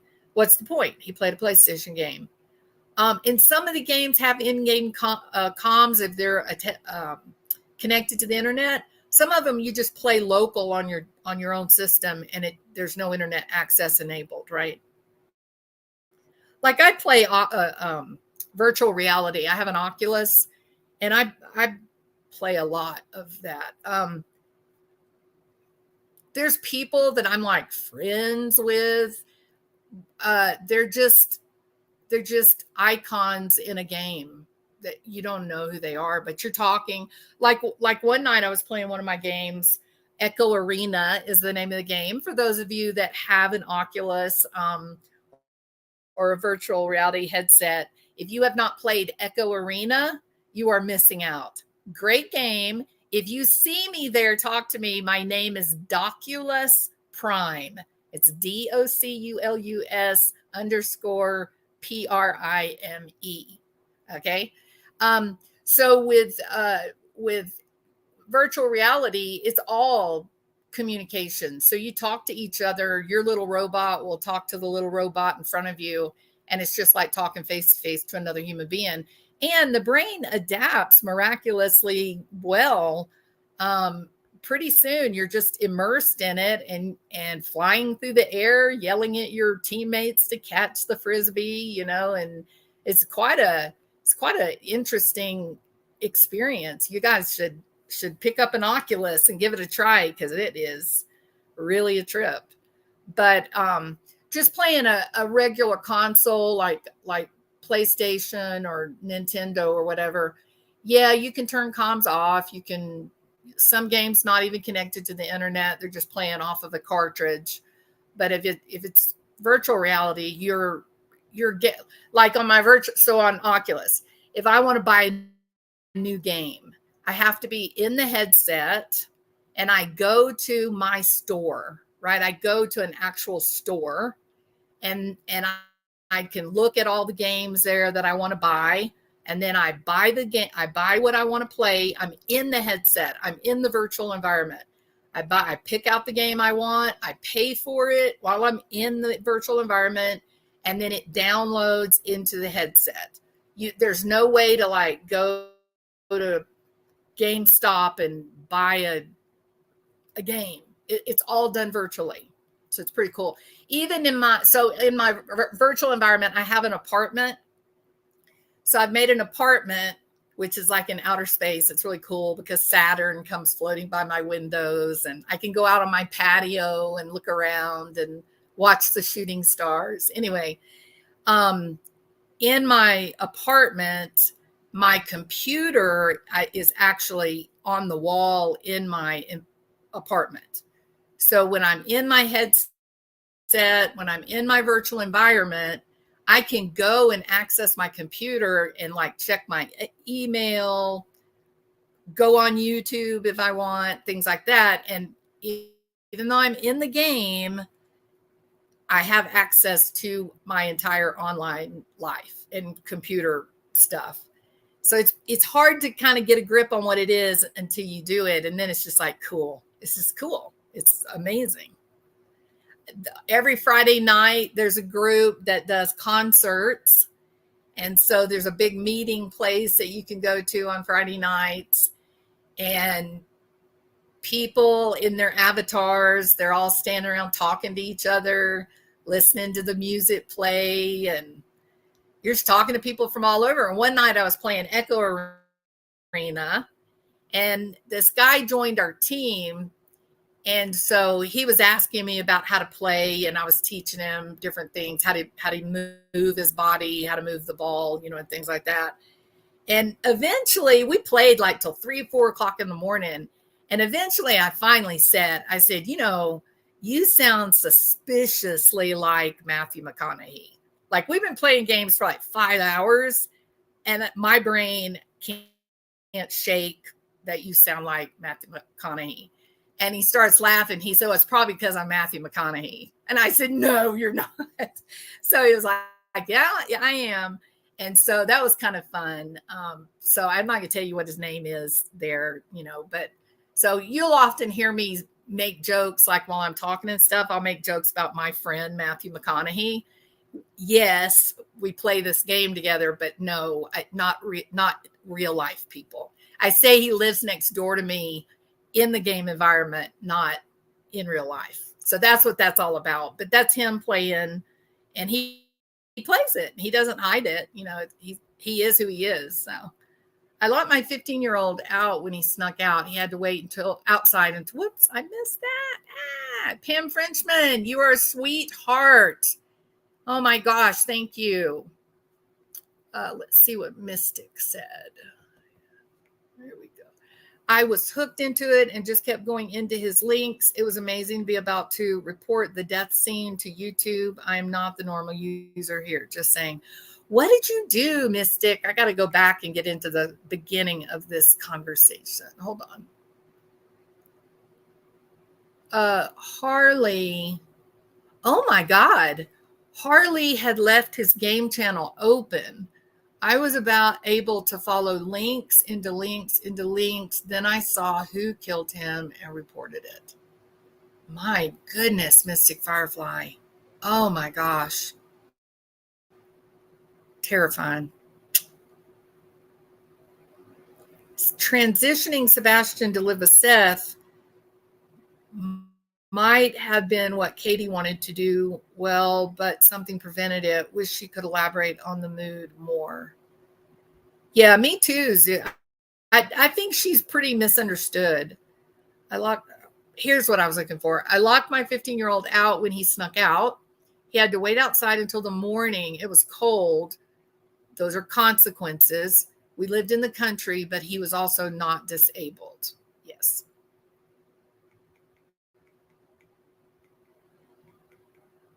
Oh, Mystic, that is really a sobering story. I mean, I know that was traumatic too for you. So sad. So sad.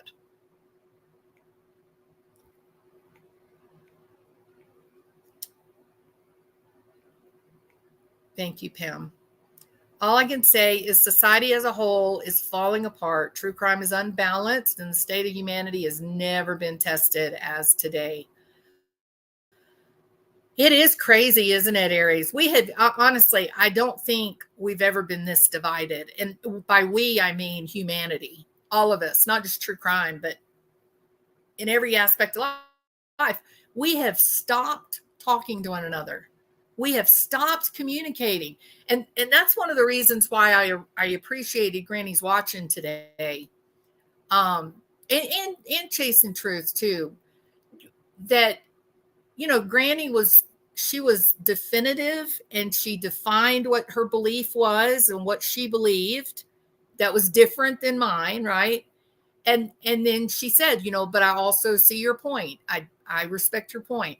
Okay, we've got to get back to that, y'all. We got to get back to trying to communicate with one another in spite of our differences, because those types of communications can really educate us. I mean, I may be having a belief that if I'm just not willing to open up and hear what other people say, I may have the wrong idea. I may be believing something that is just abjectly false. And because I refuse to listen to someone who has a different opinion than me, I'm missing out on the opportunity to be corrected, to be given the real information, a factual bit of information. And you can get along with each other and be accepting of differences and different opinions. You can do that. It's not a threat against you that you think of something differently than someone else. You got plenty of things that you both agree on. So I don't know. I just thought today, I thought I need to see if we can talk and just stop this camp, these drawing up sides. It makes me real nervous. It's not productive. You don't learn anything. You don't help each other develop a better view of what's happening. I don't know, but a lot of people didn't want me there, so it's okay.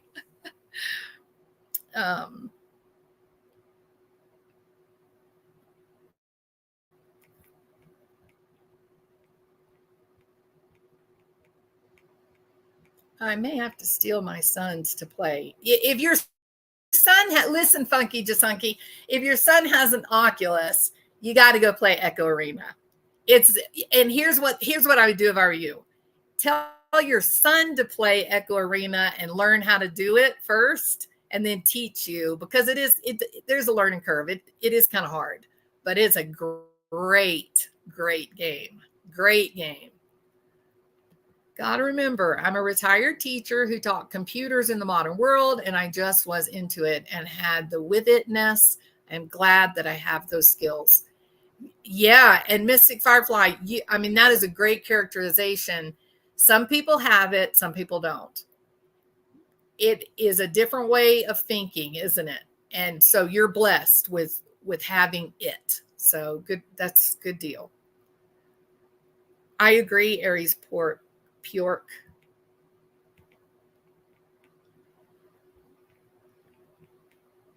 It feels like it, Rachel. You never know who we truly are. We come from many different paths, all united here now. Absolutely. Absolutely. And everybody is using the internet now. Everyone. Harley was Gannon's older stepsister. Yep. There was also a missing kid named Harley. Feels like a boiling tea kettle getting ready to blow in society. It is. Things have gotten very strange, Rachel. Funky Jasunky and Aries Pjork are working in the 269th level grade to bring people together. I don't know. I think we're in Dante's 7th circle of hell. 269th grade initiative. There you go. Harley Dilly. Trying to get out more, but here in Houston, things have gotten unstable. Be careful if you are in Houston proper. That's all I'm going to say. Gotten very dangerous. Even just working, the number of people that are at work, and then people just come in the store, hold them at gunpoint, take racks and racks of designer clothing and walk out with it. It's happening more and more. The Galleria area, which is an incredibly wealthy, part of town, they're having gunfights in the damn parking lot.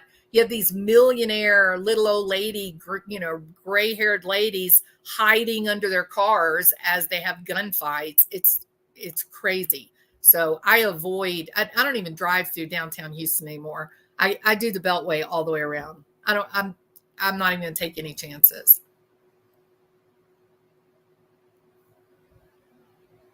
All right.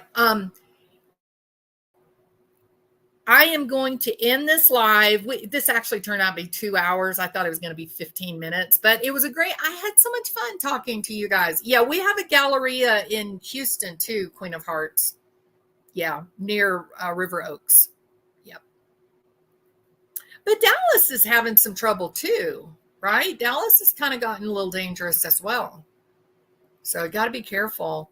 Yeah, 45 south of Houston too. It's very, very scary. People having road rage incidents with guns drawn. I mean, it is, when you're on Houston highways right now, you keep your head down, stay out of everybody's way, don't cut anybody off. I mean, it's gotten really scary. Thank you, Funky Jasunky. Appreciate that. All right, everybody. Y'all have a great Sunday evening, night. I thank y'all for being here. And if you didn't watch my video yesterday about Medea, a Greek tragedy, I hope you'll go and watch it. The actual beginning part of it's only about 30 minutes, and then we went into just a chit chat kind of conversation like we're doing now. So if you just go watch like the first 30 minutes, I'd certainly appreciate it. I hate to do the YouTube-y thing. Please, please, please subscribe if you found this at least interesting, even if you disagree with me on my thoughts, and hit a thumbs up or thumbs down to let me know how many of you disagree, how many of you agree. I'd appreciate it. All right. And as always, if you want to be mad at me, leave a comment. I'll read it. Okay. All right. Y'all have a good day. It was great talking to you.